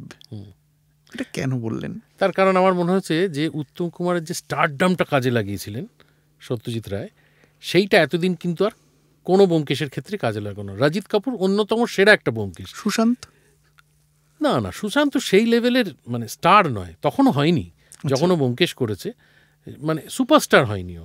কোনো সুপারস্টারকে কিন্তু টিল ডেট ব্যোমকেশ হিসেবে উত্তম কুমারের পর আর ব্যবহার করা হয়নি। আচ্ছা, একজন বোধহয় পরিচালকরা ভাবতেন যে মানে শরদিন্দু যেভাবে লিখেছে আসলে তো একজন স্টারকে নিয়ে লেখেননি, একজন মধ্যবিত্ত বাঙালিকে যে উত্তর কলকাতায় থাকে। এবং সত্যজিৎ বাবু তো সম্পূর্ণটা গুলিয়ে দিয়েছিলেন। ওনার ছবি চিড়িয়াখানায় ও বিবাহিত নয়, ঠিক ব্যোমকেশ বিবাহিত নয়, অজিত বিবাহিত। তুমি দেখবে যদি সিনেমাটা দেখো, অজিত কয়েকদিনের জন্য ওর মেসে থাকতে এসছে। হ্যাঁ, তো সেই কারণেই আমার মনে হয় যে কেউ বোধহয় ওইটা ভাবিনি, একজন মধ্যবিত্ত বাঙালিকে দেখানোর জন্য এই রকম কাস্টিং করা হয়েছে। রাজিত কাপুরকে কাস্ট করা হয়েছে, পরবর্তীকালে আবিরকে কাস্ট করা হয়েছে। আবিরকে যখন ব্যোমকেশ করা হয়েছে, আবির কিন্তু সুপারস্টার হয়নি। আজকের ডেটে দাঁড়িয়ে আবির সুপারস্টার। তো এইভাবে কাস্টিংগুলো হয়েছে। আমার মনে হয়েছে যে সত্যজিৎবাবু যেভাবে ব্যোমকেশকে দেখেছিলেন, তারপরে এত বছর পরে আবার ওইভাবে ব্যোমকেশকে দেখা হলো এই ছবিটার মাধ্যমে। এই যুক্তিতে আপনি এই যুক্তিতেই আমি বলেছি, এবং আমার ওর কাজ খুব ভালো লেগেছে এই ছবিতে। আচ্ছা, খুবই ভালো লেগেছে আমি তোর সঙ্গে প্রায় সবকটা সিনই আমি ছিলাম। ওর পরিশ্রম, ওর নিষ্ঠা আমি দেখেছি ওই ছবিতে। ও নিজেকে ভেঙে চুরে প্রচণ্ড চেষ্টা করেছে ওই ছবিটায় অন্যরকম একটা। বাজার কি বলছে, কেমন এই ছবিটার রিসেপশন? অসাধারণ কিছু নয়, তবে মানুষের মনে অনেক প্রশ্ন ছিল এই ছবিটা নিয়ে, সেই জায়গা থেকে অনেক মানুষই স্যাটিসফাইড। এবং আমার প্রাপ্তি যেটা, সেটা হচ্ছে আমাকে বহু মানুষের পছন্দ হয়েছে। যেমন বহু মানুষের সংকট ছিল যে এই লোকটাকে কিভাবে অজিত হিসেবে আমরা মেনে নেব, মানুষের কিন্তু আমাকে খুব ভালো লেগেছে। আমার দিনের শেষে আমার টেকঅ্যাওয়ে কি, আমার কাছে এটি হচ্ছে প্রশ্ন ছবিটার থেকে। কারণ দেব তো একজন সুপারস্টার, সে যা করবে তারপরে তার অনেক ছবি হিট হবে, কিন্তু আমার লক্ষ্য হচ্ছে যে ওই ছবিটা আমাকে কি দিল, শুধুমাত্র উপার্জন ছাড়া আর কি দিল একজন অ্যাক্টর হিসেবে। আমার মনে হয়েছে যে মানুষের মনে যে দ্বিধা সংকট ছিল, ছবিটা দেখার পরে সেটা অনেকটাই কেটে গেছে। তাদের মনে হচ্ছে যেভাবে ডিজাইন করা হয়েছে এই চরিত্রটাকে, একটা সাহিত্যিকের চরিত্র না, সে মোটানা রোগা লম্বা না বেটে ম্যাটারই করে না। হ্যাঁ, এই লোকটা তার খোশ মেজাজি মজার লোক, উত্তর কলকাতায় থাকে, সে বিয়ে করেনি, সে ঘুরে ঘুরে বেড়ায়, সে মজা করে, রসিক। হ্যাঁ, সে গানও গাইতে পারে, এই ছবিতে সে গানও গেয়েছে, সে ভুল দু একটা ইংরেজিও বলেছে। ইন্টারেস্টিং, আমার কাছে খুব মজার লেগেছে এবং দর্শকের কাছে খুব ভালো লেগেছে। তুমি তো বললে তোমারও ভালো লেগেছে। ফলে আমার কাছে ওই ছবিটার থেকে বক্স অফিসের থেকেও বড় প্রাপ্তি হচ্ছে যে মানুষ আমাকে অ্যাকসেপ্ট করেছে ওই চরিত্রটায়। ঠিক। নাটকের গান এর সূত্রেই আপনার, আমি শুনেছি নাটকের গান আপনার, আমারও কথা হচ্ছিল যে নাটকের গান শিখতে গিয়েই আপনার চপল ভাদুরীর সঙ্গে আলাপ। ঠিক। তারপর একটা মানে আমার কেতকী দত্তর কাছে নাটকের গান শিখতে গিয়ে চপলদের সাথে আলাপ, যেহেতু একই বাড়িতে ওনারা থাকতেন। ঠিক। আমি ফলে এখানে দুটো প্রশ্নকে একসাথে ফেলে দিচ্ছি। এক, এই নাটকের গান শিখতে যাওয়া কেতকী দত্তর কাছে, সেই যাত্রাটা, আবার তারপর সেখান থেকে শুরু করে চপল ভাদুরীর সঙ্গে যাত্রাটা, এটা তো খুব বিরলতম আমাদের। আমি ঋতুপর্ণের কথা ভাবলে দীর্ঘদিন চপল ভাদুরীর সঙ্গত করেছি, এমনকি ঋতুপর্ণ আপনি যতদিন সঙ্গত করেছেন ততদিন করেছেন বলে আমি জানি না।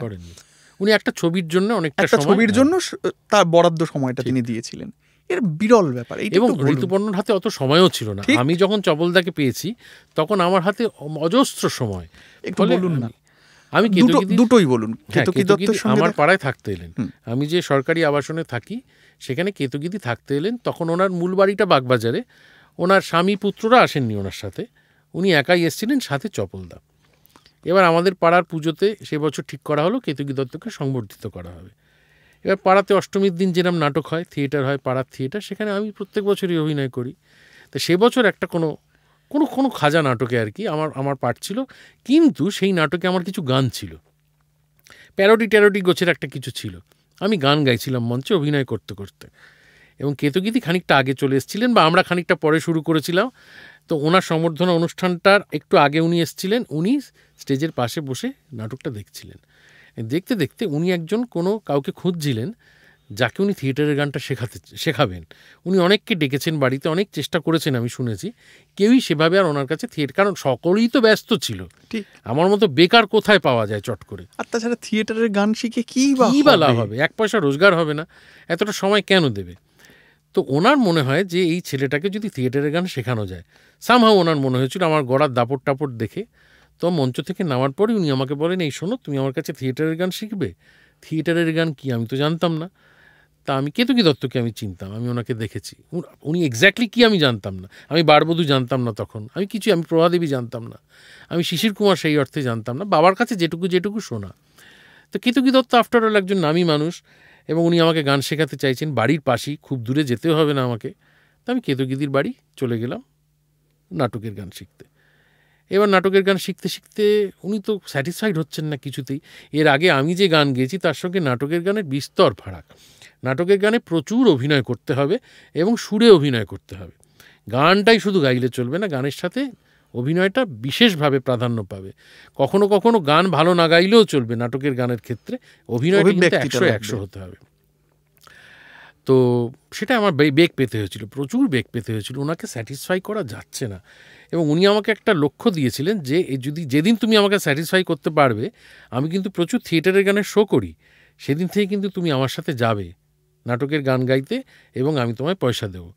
তো আমার বেশ মজা লাগলো, যতটা না পয়সার জন্য তার চেয়ে বেশি হচ্ছে এই যে শো করতে যাব আমি, মানে আমার ঘোরা হবে, এইটা আমার কাছে খুব ইন্টারেস্টিং। এবং কেতকীদি কোথায় কোথায় যায়, কেতকীদি দিল্লি যায়, এলাহাবাদ যায়, বম্বে, আমি জীবনে দেখিনি এসব জায়গা।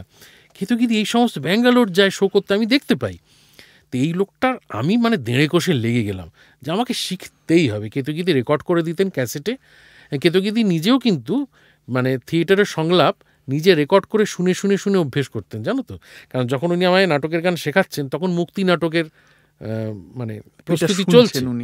উনি অনেক বছর পরে আবার মঞ্চে ফিরেছেন, বারবধূর পরে দীর্ঘ সময় ওনাকে বয়কট করা হয়েছিল ইন্ডাস্ট্রি থেকে, এবং উষা গাঙ্গুলি ওনাকে ফিরিয়ে এনেছেন অত বছর পরে। সেটা বোধ হয় 96, 97, 98, সেই সময় আমি থিয়েটারের গান শিখছি ওনার কাছে। এবং উনি কিন্তু এরকম আমি দেখতাম ক্যাসেটে ওনার সমস্ত সংলাপগুলো বলে নিয়েছেন, শুনে শুনে রান্না করছেন, শুনছেন, পুটনো কুটছেন, শুনছেন, এরকম করতে করতে উনি তৈরি করতেন নিজেকে। তা আমাকে উনি গানগুলো সব রেকর্ড করে দিলেন, হারমোনিয়াম শিল্পী ছিলেন সৌরেন নাগ, প্রাচীন, মানে উনি শিশিরবাবুর সঙ্গেও বাজিয়েছেন একটা সময়। সেই সৌরেন নাগ, তখনই ওনার প্রায় 90 বছর বয়স। তো সৌরেন নাগ হারমোনিয়াম বাজালেন আর কেতকীতি গানগুলো আমাকে গেয়ে দিলেন। এই শুনে শুনে শুনে আমি শুনে সব থেকে ভালো শিখতে পারি, কারণ এতদিন তো আমি শুনেই শিখেছি, আমি তো কোথাও নাড়া বেঁধে শিখিনি কারোর কাছে। করতে করতে 1 বছরের প্রচেষ্টার পরে আমি ওনাকে স্যাটিসফাই করতে পারলাম, এবং তারপর ওনার সঙ্গে আমার জার্নি শুরু হলো। থিয়েটারের গানের শো করতে আমরা বিভিন্ন জায়গায় যেতে শুরু করলাম, এবং একটা গাড়িতে শুধু আমি আর কেতকীতি যেতাম, এবং পুরনো গল্প। এই আমার কাছে একটা নতুন জগৎ খুলে যেতে থাকলো। শ্রীরঙ্গম থিয়েটার, শিশির কুমার ভাদুরী, সরজুবালা দেবী, প্রভা দেবী, তাদের অভিনয়, সীতা নাটকের আমেরিকা ভ্রমণ, কেতকীতির ছোটোবেলা, কিভাবে মহড়া দেখতেন, কিভাবে শিশিরবাবু ওনাদের অভিনয় শেখাতেন, কিভাবে প্রভাদেবী অভিনয় করতেন, রান্না করতেন, মানে এখন যেটাকে আমরা নবরত্ন কোরমা বা যেটাকে পাঁচমেশালি তরকারি বলি, সেটা প্রভাদেবী রান্না করতেন বাগান চচ্চড়ি নাম দিয়ে, মানে সমস্ত সবজি দিয়ে। এই সমস্ত গল্প শুনতে শুনতে শুনতে আমার ঘোড়া, এবং একটা মানে তখন 20 বছর বয়স নাকি? হ্যাঁ, ওই রকমই হবে, ওই রকমই হবে। হ্যাঁ, 20 হবে, 19-20 হবে। করতে করতে আমি ওনার সঙ্গে থিয়েটারের গান গাইতে থাকলাম। এবং একদিন চপলদা খুব একটা আসতেন টাসতেন না ঘরে, উনি একটা ঘরেই চুপচাপ বসে থাকতেন। তখন চপলদার আবার নতুন করে নাম হয়েছে। চপলদা একটি ওই সিগাল বুক স্টোরের মাধ্যমে একটি ডকুমেন্টারি তৈরি হয়েছে, এবং দেশে বিদেশে এই যে ফিমেল ইম্পার্সোনেটর হিসেবে ওনার নাম ছড়িয়ে গেছে। চপল রানী একসময়কার বিখ্যাত বেনে পুতুল বলা হতো এদের, যারা নারী চরিত্রে পুরুষরা অভিনয় করতেন। চপলদার হাতেও তখন প্রচুর শো চলে এসছে। কিসের শো না, চপলদা যে শীতলা নাটকটা, মানে শীতলা যাত্রাপালাটা করতেন, তার একটা কনসেন্ট্রেটেড ফর্ম একমুখী শীতলা, অর্থাৎ একক অভিনয়। উনি শীতলা করবেন, উনি রাজা বিরাট করবেন, উনি সমস্ত পাঠ করবেন। এর জন্য ওনার একজন সহকারী দরকার ছিল। উনি দেখলেন এই ছেলেটি তো দিদির সঙ্গে বেশ ভালোই কাজ করছে, এবং টাকা পয়সার খুব একটা খাঁইটাইও নেই। হ্যাঁ, পুরোনো দিনের লোকেরা খুব একটা টাকা দিতে চাইতেন না, বুঝতে পারলে। ধরো কেতকীতি প্রথম শোয়ের পরে আমাকে 500 টাকা দিলেন, পরের শোটা আরও ভালো হলো, কিন্তু উনি আমাকে 300 টাকা দিলেন।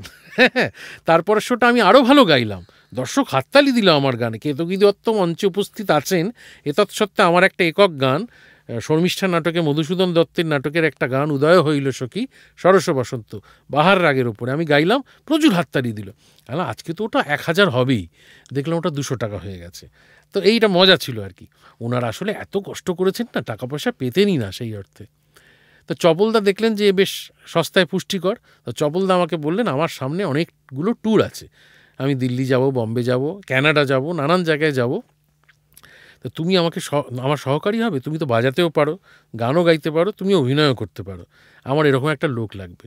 কখনো ওষুধ সাজতে হবে তোমাকে, কখনো আবার তুমি হারমোনিয়ামটা বাজিয়ে দেবে, কখনো ক্যাসেটটা বাজিয়ে দেবে, কখনো পেছন থেকে একটা স্তোত্র বলবে, কখনো একটা ঝাঁঝ ফেলবে, এগুলো করতে হবে, আমি একা অভিনয় করবো। বাহ, বেশ মজা তো, চলুন আমি যাব আপনার সাথে।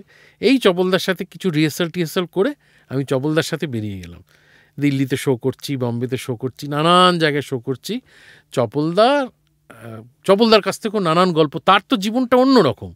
এই প্রথম আমার যাত্রার প্রতি ইন্টারেস্ট তৈরি হলো, জানো তো, যে কারণে আমি পরবর্তীকালে যাত্রা করলাম 2 বছর। চপলদার কাছে যাত্রার গল্প শুনতে শুরু করলাম। তাদের সময় যাত্রা মাইক ছাড়া যাত্রা, একটা ঢিবির উপরে যাত্রা হতো, অনেকটা রাস্তা হেঁটে এসে উঠতে হতো, এবং সংলাপ ধরে নিতে হতো একদম গ্রিন রুম থেকে। গ্রিন রুমে সংলাপ বলতে বলতে বলতে বলতে মঞ্চে উঠতে হতো, দর্শকদের মাঝখান থেকে, চারদিকে দর্শক বসবে, সেই সময়কার যাত্রা। এবং তখন তো মহিলারা অভিনয় করতেন না। উনি তখন বিরাট নাম ছিল ওনার ইতিহাস তো তোমরা সকলেই জানো। উনি মানে মহীয়সী তখন সেই সময় ছিলেন, এবং তারপর একটা সময় ওনার সর্বস্ব চলে যায় একটি কারণ। এই সমস্ত গল্প শুনতাম ওনার কাছেও, শিশির কুমারের গল্প শুনতাম, ওনাদের ছোটোবেলার গল্প, কেতকীতির সঙ্গে ওনার বিচ্ছিন্ন হয়ে যাওয়া, দীর্ঘ সময় যোগাযোগ না থাকা, এবং তারপরে আবার ফিরে আসা। একটা গল্পের মধ্যে যেন সেই সময়ের গল্পটা পড়ছি আমি, বুঝলে, যেন প্রথম আলো পড়ছি, এরকম একটা সময় আমার চোখের সামনে। আরেকটা সেই সময় তো চপলদার সঙ্গে খুবই এনজয় করেছি। এবং চপলদার ওই যে পুরুষ থেকে নারী হয়ে যাওয়া ওই ট্রান্সফরমেশন, মানে ভাবা যায় না, এই অসাধারণ একটা ঘটনা। চপলদা প্রথমে মাটিতে বসে মেকআপ করতেন প্রথমত। ওনাকে মানে ধরো আমরা দিল্লিতে ইন্ডিয়া হ্যাবিটেট সেন্টারে গেছি শো করতে, সেখানে এলাহি বন্দোবস্ত, 2000 সাল আমি বলছি, তখনই সেখানে অত্যাধুনিক গ্রিন রুম সমস্ত বড় বড়। উনি গিয়ে বললেন, ভাই আমি তো এরকম চেয়ার টেবিলে বসে মেকআপ করতে পারবো না। উদ্যোক্তারা বললো, সে কি, তাহলে আপনি কীভাবে মেকআপ করবেন? বলে, মাটিতে একটা 17 ইঞ্চি পেতে দাও, আমি ট্রাঙ্ক খুলে মাটিতে বসে ট্রাঙ্কের ওপরে আমি ছোট্ট একটা আয়না রেখে মেকআপ করবো, যেভাবে যাত্রায় করতাম। তো ওরা খুব বিপদে পড়ে গেল, বুঝলে। ওদের কাছে আরও 4টে বোধহয় মেকআপ ভ্যান চাইলে ওরা খুশি হতো। কোথায় শতরঞ্চি পাবে? ইন্ডিয়া হ্যাবিটাসে আর এলাহি কাণ্ড হচ্ছে, স্যুট বুট টাই পরা লোকজন সব আসছে, তাদেরকে বলা হচ্ছে শতরঞ্জি দিতে। এইটা এবার যাই হোক তারা ব্যবস্থা করলো। চপলদার প্রথমে বেস করতো, মেকআপ করতো, চোখ আঁকতো, ত্রিনয়ন আঁকতো, মা শীতলা ত্রিনয়নটা আঁকতো। তারপর উনি শাড়ি পরতেন, ব্লাউজ পরতেন, ব্লাউজ পরে এরকম 2টো বুক ঢোকাতেন, মানে আর্টিফিশিয়াল বুক। তখন অবধি চপলদা যেভাবে আমার সঙ্গে কথা বলেন সেভাবেই কথা বলছেন, কখনো কখনো একটু খিস্তি টিস্তিও করছেন। করতে করতে আমি লক্ষ্য করতাম, আমি তো বসে আছি, আমার তো কোনো কাজ নেই, বসে বসে দেখছি, আমার মেকআপও নেই। এইবার চপলদা চুলটা পরতেন, মা শীতলার যে চুলটা এরম তোমার ঠিক যেখানে আমরা টিপ পরে মহিলারা, টিপের যেখানে সিঁথি আর কি, সেখানে একটু আঠা লাগিয়ে ওইখানটা এরম চেপে ধরে চুলটা, এই যে চুলটা উনি পরে নিলেন, উনি না ডিজলভ হয়ে একটা মহিলা হয়ে যেতেন চুলটা পরার পরে। তখন আর চপলদা আমার দিকে অন্যভাবে তাকাচ্ছে, একজন মহিলা যেভাবে তাকাবে। চপলদার আমার গায়ে হাত দিয়ে কথা বলছে না, চপলদা কেমন যেন নমনীয় হয়ে গেছে। অবাক লাগতো আমার, অবাক লাগতো। ওইটা দেখবার জন্য আমি ওনার গোটা মেকআপটা করতে ওনার 2.5 ঘন্টা সময় লাগতো। চপল ভাদুরী থেকে চপল রানী হতে 2.5 ঘন্টা টোটাল সময় লাগতো। আমি 2.5 ঘন্টা বসে বসে দেখতাম ওনাকে, ওনার ট্রান্সফরমেশনটা। একেবারে যে এক ঝটকায় নারী হয়ে যাচ্ছেন তা নয়, একটু একটু করে কিন্তু নারী হচ্ছেন। পূর্ণাঙ্গ নারী রূপে ওনাকে আমি দেখতে পেতাম। যখন উনি চুলটা পরতেন উনি নিজে ভেতর থেকেও একজন নারী হয়ে যেতেন, এবং ওনার গলার স্বর বদলে যেত, ওনার হাঁটা চলা বদলে যেত। এবং তারপরে ওনার ওই পারফরমেন্স, একমুখী শীতলা, একা শীতলার অভিনয় করছেন। রাজা বিরাট যখন হচ্ছেন তখন পুরুষের গলায় কথা বলছেন, তখন ওনার বডি ল্যাঙ্গুয়েজও পুরুষ হয়ে যাচ্ছে, মা দুর্গায় ট্রান্সফর্মড হচ্ছেন। সে মানে অসাধারণ একটা ঘটনা। এবং সেখানে সমস্ত, আমি বলছি তোমাকে, দিল্লি বম্বের সব এলিট ক্লাস লোকজন, হ্যাঁ, তারা সব এসছেন এই পালা দেখতে 1 ঘন্টার এই যে একমুখী শীতলা। সেখানে শেষ দৃশ্যে মানে যাত্রায়, মানে পুরাকালের যাত্রায় যেটা হয় হচ্ছে তোমার ওই একটা কুলো নিয়ে, কুলোর মধ্যে বাতাসা থাকে, সেই বাতাসা হরিল্লুট করা হয়। তো চপলদা এখানেও সেইটা রাখলেন। তা আমি বললাম যে চপলদা, এই তো যারা দেখছি দর্শক আসনে এসে বসেছেন, আপনি হরিল্লুট করবেন এদের এখানে, তা বাজে ব্যাপার হয়ে যাবে না? চপলদা বললো কিচ্ছু হবে না, ওদের আমি ঠিক ট্রান্সফর্ম করে নেব। এবং তারপর যখন হরিল্লুট হচ্ছে, তুমি বিশ্বাস করবে না অর্ক, এই সমস্ত স্যুট বুট টাই পরা লোকেরা না মাটি থেকে কুড়োচ্ছে ওই বাতাসা, মাটি থেকে ওই বাতাসা কুড়িয়ে মাথায় ঠেকিয়ে খাচ্ছে, কিছু পকেটে ঢুকিয়ে রাখছে, বাড়িতে নিয়ে যাবে মন্ত্রপুত বাতাসা হিসাবে। সত্যিকারের হরিল্লুট হচ্ছে। আমার মনে হয় আপনার এই জীবন দেখা এটাই আপনাকে গড়েছে। এটা একদমই তাই, একদমই তাই। আমার সৌভাগ্য যে এই সমস্ত মানুষগুলোকে আমি পেয়ে গেছি, বুঝলে। এবং আমার উত্তর কলকাতায় ছড়িয়ে থাকা বহু মানুষ, যারা নামহীন সমস্ত মানুষ, সেই সব মানুষও আমাকে ভীষণভাবে জীবনী শক্তি জুগিয়েছে। এবং আমার মনে হয় যে হেরে যাওয়া, ডিপ্রেশনের কোনো জায়গাই নেই আমার কাছে। আমি এত রকম মানুষ দেখেছি আমার জীবনে। আরেকদিন তোমাকে আরেকটা পডকাস্টে আমি উত্তর কলকাতা সেই সব মানুষের গল্প বলবো যাদের দেখে আমি বড় হয়েছি, যাদের কোনো কাজ থাকতো না সারাদিন, হ্যাঁ, কেউ চানাচুর বিক্রি করতো, কেউ মাটির মূর্তি বানাতো, এরকম সমস্ত মানুষ, তাদের গল্প বলবো। একমুখী শীতলা ছাড়াও চপল ভাদুরীর সঙ্গে আপনি কিছু কাজ করেছেন, হ্যাঁ, সেইটার অভিজ্ঞতা? সেটা একেবারে মানে তোমার ওটার থেকে একদম আলাদা একটা ঘটনা। সেটা হচ্ছে চপলদা এই একমুখী শীতলাটা তার খুব সফিস্টিকেটেড শো, বড় বড় হলে দিল্লি, বম্বে, ম্যাড্রাসে হচ্ছে। সেখানকার সব এলিট বাঙালিরা দেখতে আসছে, যেটা কিনা সিগাল বুক স্টোর আয়োজন করছে। কিন্তু এর পাশাপাশি ওনার রুটি রুজি চলতে হচ্ছে বসন্তকালে, যখন মা শীতলার মানে রোগেশ্বরীর জননী মা শীতলা যখন ওই অমর কলাই ছড়িয়ে দিয়ে বসন্ত রোগ যখন হতে পারে, সেই সময় মা শীতলার পালা চলে বিভিন্ন মানে একটুখানি প্রান্তিক অঞ্চলে, বড়নগরের একটা কোনায়, কিংবা সোদপুরের ওইদিকে একটা কোনায়, কিংবা ধরো গড়িয়ার একদম কোনায়, মানে প্রপার কলকাতা শহরটায় নয়, সেখানকার একদম ফুটপাতের ধারে। রাত্রি 9টায় শুরু হয় ওটা, রাত্রির 1টায় শেষ হয়। এবং সেখানে আর একমুখী নয়, সেখানে কিন্তু সবাই অভিনয় করে, একটা দল অভিনয় করে।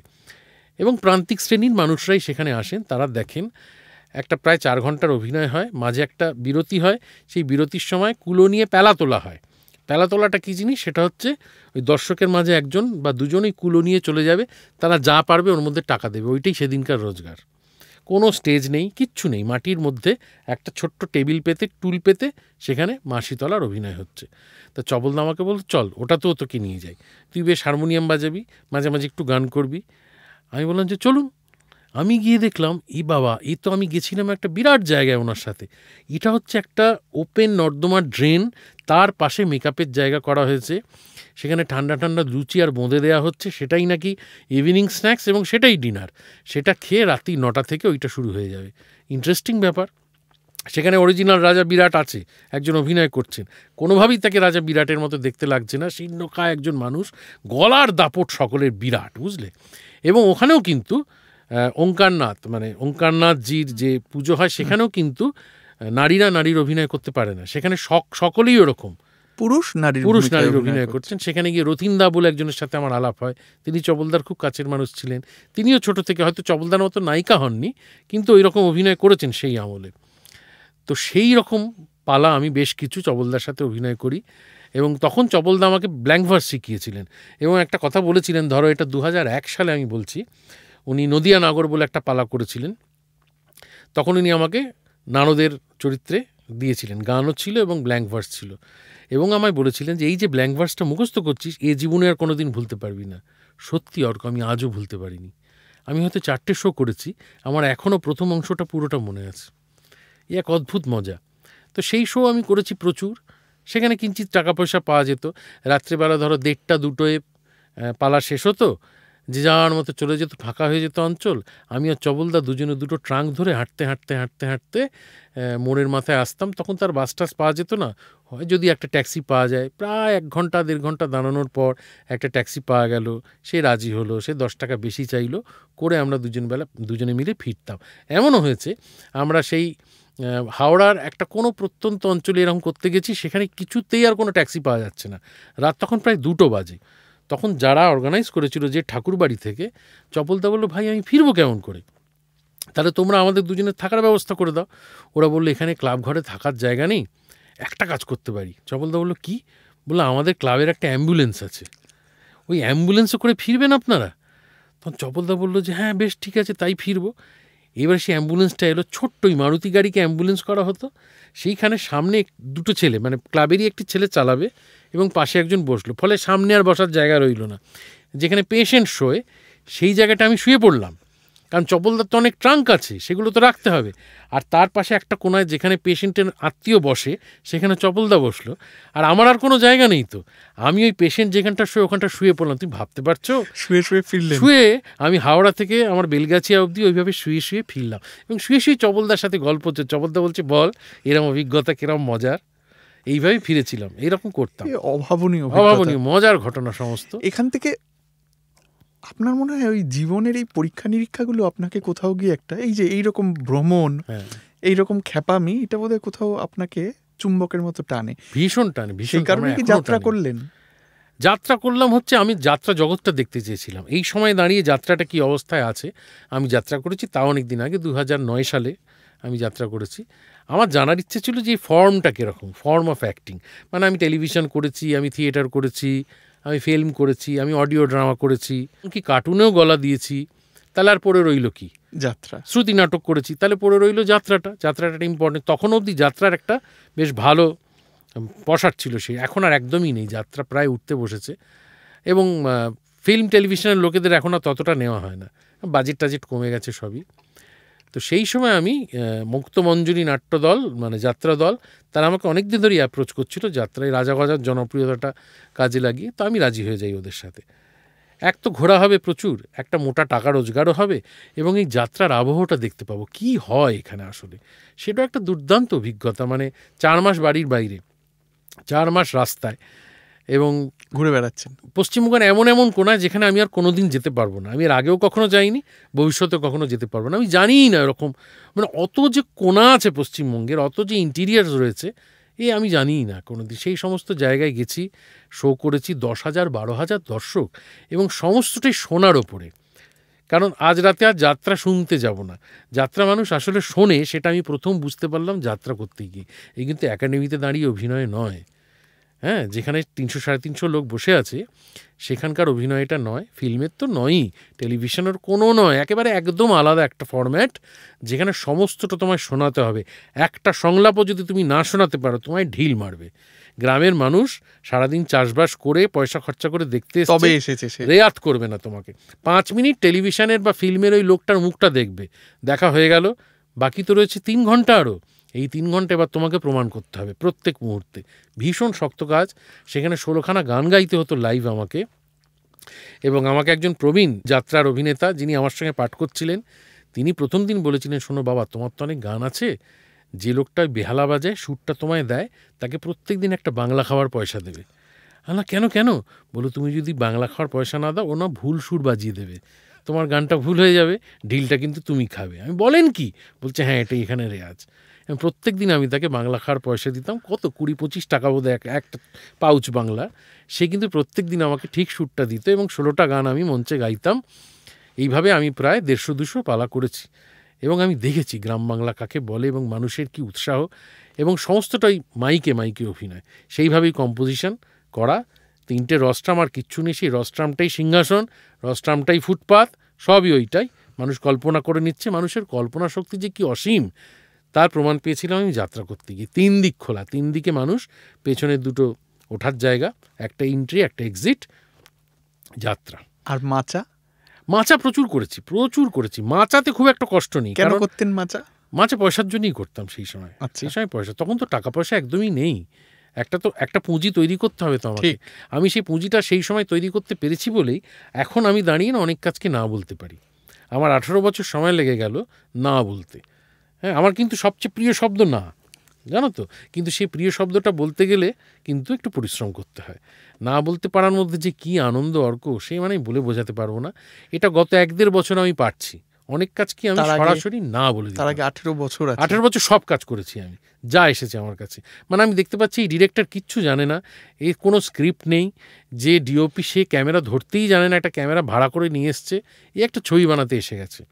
আমি তার ছবিতেও পাঠ করেছি এবং সিনসিয়ারলি পাঠ করেছি। আমার পাঠটুকু আমি আমার মতো করে, প্রয়োজনে আমি সিনটা ডিরেক্টও করে দিয়েছি যে এইভাবে শটগুলো নিন, কিন্তু না বলিনি আমি। তার কারণ আমাকে এমন একটা জায়গায় পৌঁছতে হবে, আমি জানতাম যেদিন আমি না বলতে পারবো। আজকে 18 বছর আমাকে প্রায়, আমি তো 365 দিন কাজ করেছি, এমন নয় যে আমি বসেছিলাম, 1 মাসও আমি বসে থাকিনি। যখন বসেছিলাম আমি আমার ইচ্ছেতে বসেছিলাম। তো এই সময়টা লেগেছে আমার ওই পুঁজিটা তৈরি করতে, যে জায়গা থেকে আমি বসে বলতে পারি যে আমি এই কাজটা করবো না। 50টা ছবি হয়েছে এইভাবে, 50-এর বেশি এখন। 50-এর বেশি এখন। সেরা 5 ছবি এইভাবে বলা খুব মুশকিল তো। সেরা 5, যে কারণে 2-3 বললাম না, 5 মানে যেগুলি। আচ্ছা, প্রশ্নটাকে আরেকটু ইলাবোরেট করি। শাহরুখ খান বলেন যে আমার ছবি আমি দেখি না। কি দেখবো? তার কারণ হলো লোকে যেভাবে রিয়াক্ট করছে সেটা আমার পছন্দ হয় না, দেখি পপকর্ন খাচ্ছে রেগে যাই, বলে আরে এটা তো এখন দেখার কথা তোমার, আরে এটাই আমি এতটা ঢেলেছি, যেটা আমি অতটা মন দিয়ে করিনি, সেখানে দেখছি হাততালি পড়ছে। আর আমার দেখা হয়ে যায়, ফলে আমি আর দেখি না যখন ছবিটার মধ্যে থাকি। আরো অনেককে এই ধরনের কথা বলতে শুনেছি। আপনি আপনার ছবি হয়ে যাওয়ার পর ভীষণ ভালো লাগে আমার দর্শকের সঙ্গে। আমি প্রিমিয়ারে দেখি না ছবি, আমার একদম আম জনতার সঙ্গে বসে হলে টিকিট কেটে বেশ পেছন দিকে বসে ওই রিয়াকশানটা পেতে যে কি ভালো লাগে, একটা থিয়েট্রিক্যাল ব্যাপার পাই আমি। থিয়েটারে যে মানে নগদ রিয়াকশানটা পাওয়া যায় না, সেইটা ওই দর্শকের সঙ্গে বসে এইভাবে। এই দর্শকের অভিব্যক্তি, নিজের ভালো লাগা মিলিয়ে 5টা ছবি বাছুন। 5টা ছবির মধ্যে ওপেনটি বায়োস্কোপকে আমি রাখবো। ওটা আমার প্রথম ছবি এবং ওটা খুবই সমাদর পেয়েছিল আমার চরিত্রটা। 2 নম্বরে বানানো ছবি, খুবই এবং তখন কিন্তু এত তাড়াহুড়ো করে ছবি বানানো হতো না।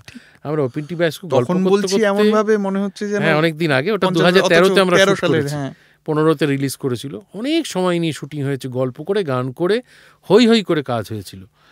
তো ওপেনটি বায়োস্কোপ রাখলাম, লক্ষ্মী ছেলেকে রাখলাম, কাবেরী অন্তর্ধানকে রাখলাম, ব্যোমকেশ দুর্গ রহস্যকে রাখলাম ডেফিনেটলি।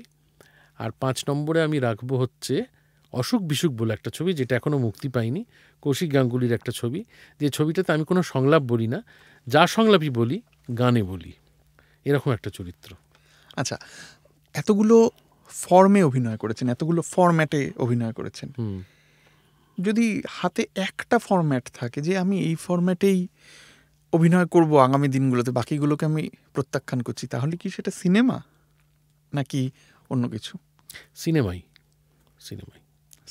হ্যাঁ, সিনেমায় পাঠ করে আমি সবচেয়ে বেশি মজা পাই। তার কারণ দায়িত্ব কম থাকে। মঞ্চের সমস্ত দায়িত্বটা অভিনেতার কাঁধে এসে পড়ে। আমি তো একটুখানি ল্যাথ খাওয়া লোক, তুমি জানো, আমি অত দায়িত্ব নিতে ভয় পাই। মঞ্চে একবার ঢুকে গেলে না, আর তো কেউ নেই তখন, আমি যা ইচ্ছে বলতে পারি, আমাকে ডিরেক্টর আটকাতে পারবে না, এডিটর কেটে বাদ দিতে পারবে না, দাসুর মতো বলা যাবে আবার সে আসি। হ্যাঁ, একদম। ক্যামেরাম্যান আমার মানে ক্লোজটা ছেঁটে ফেলতে পারবে না, কিচ্ছু নেই ওখানে, সমস্তটা আমার হাতে, ফলে সমস্ত দায়িত্বটা এসে একজন অ্যাক্টরের কাঁধে পড়ে যাচ্ছে। ফিল্মে কিন্তু সেই দায়িত্বটা, টেলিভিশনেও আছে। টেলিভিশনে আমার প্রত্যেক দিন রেলিভেন্ট থাকতে হবে, তবে আমার অভিনীত অংশটা যদি টিআরপি পায় তবেই আমার চরিত্রটা বাড়বে। কিন্তু আমি একটা কাকা হয়েছি, টাইম স্পেন্টে যদি দেখা যায় যে ওই কাকাকে মানুষ বেশিক্ষণ দেখছে না, অন্য চ্যানেলে চলে যাচ্ছে, কাকা তারপর দিন মারা যাবে, ফলে ওখানেও খানিকটা রিস্ক আছে। ফিল্মে একদমই রিস্ক নেই। ফিল্মে আমি মাথা ঠান্ডা করে আমার চরিত্রটা অভিনয় করলাম, যদি পরিচালক ভালো হন তাহলে তিনি আমাকে তার মতো করে করিয়ে নিলেন, ব্যাস আমি মুক্ত। এবার একজন ভালো এডিটর সেটা কাটলো, একজন অসাধারণ মিউজিক ডিরেক্টর তাতে ব্যাকগ্রাউন্ড স্কোর করলো, একজন ডিওপি অসাধারণ ছবি তুললো, কালার কারেকশন করলেন একজন, সবাই মিলে করে টোরে যখন সেটা দেখানো হচ্ছে, হাততালিটা কিন্তু বেশিটাই আমি পাচ্ছি। মানে আমি যখন দর্শকের সঙ্গে ছবি দেখে বেরোই, তখন তারা যে কি মানে আমাকে ভালোবাসেন এবং আদর দেন, সে আর বলার কথা। ওইটা ভালো লাগে, ভীষণ ভালো লাগে। আমি ভীষণ আনন্দ পাই এটা পেতে। আমি মানুষের মধ্যে মিশে যেতে এখনও ভীষণ আনন্দ পাই। মানে মানুষ যদি আমায় বলে আপনার এই কাজটা, নয়তো আমি প্রিমিয়ারই ছবি দেখে নিতাম বা ক্লোজ ডোরে দেখে নিতাম। আমি দর্শকের সঙ্গে দেখি ওই কারণেই, আমার কোন সংলাপে সে রিয়্যাক্ট করছে, এটা তো আমার কাছেও জরুরি জানা, যে আমার এই টেকনিকগুলো মানুষের ভালো লাগছে, ফলে সেগুলোকে আমাকে আরও ধারালো করতে হবে।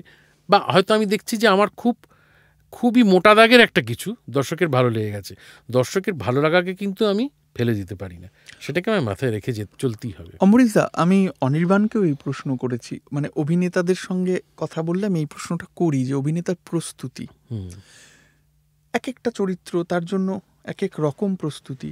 কেউ হন খুব প্রম্পট, মঞ্চেই করে ফেলেন, বা ওই ছবি করতে গিয়েই করে ফেলেন, হয়তো চিত্রনাট্যটা মুখস্থ। কেউ আবার নিজেকে আস্তে আস্তে আস্তে আস্তে গড়ে পিটে নেন। আপনার সঙ্গে কথা বলার আগে আমি সুতপা শিকদারের সঙ্গে একটা অন্য প্রয়োজনে কথা বলছিলাম। তিনি বললেন যে ইরফান গরিব সাজতে হলে একটা সময় যখন শুরু করেছিল, যেটা গরিবের ভূমিকায় অভিনয় করতে হবে, ও চাঁদনি চকে গিয়ে কিছুদিন শুয়ে থাকতো, মেথড অ্যাক্টিং যেটাকে বলে। আমরা অঞ্জন দত্তর কাছে শুনেছি যে উনি যখন শিল্পী ছবি করেছিলেন নবেন্দু বাবুর মদন তাঁতির পাঠ, তখন উনি প্রায় 2 মাস ওই বোলপুরে তাঁতি বস্তিতে, তাঁতি গ্রামে গিয়ে থাকতেন, এবং কীভাবে তাঁত বুনছে তারা, মাকু কীভাবে ইয়ে করছে, সেই জীবনটার মধ্যে থেকেছিল। আপনার একটা চরিত্রের সঙ্গে সংলাপ প্রস্তুতি কিভাবে হয়? চরিত্র অনুযায়ী হয়।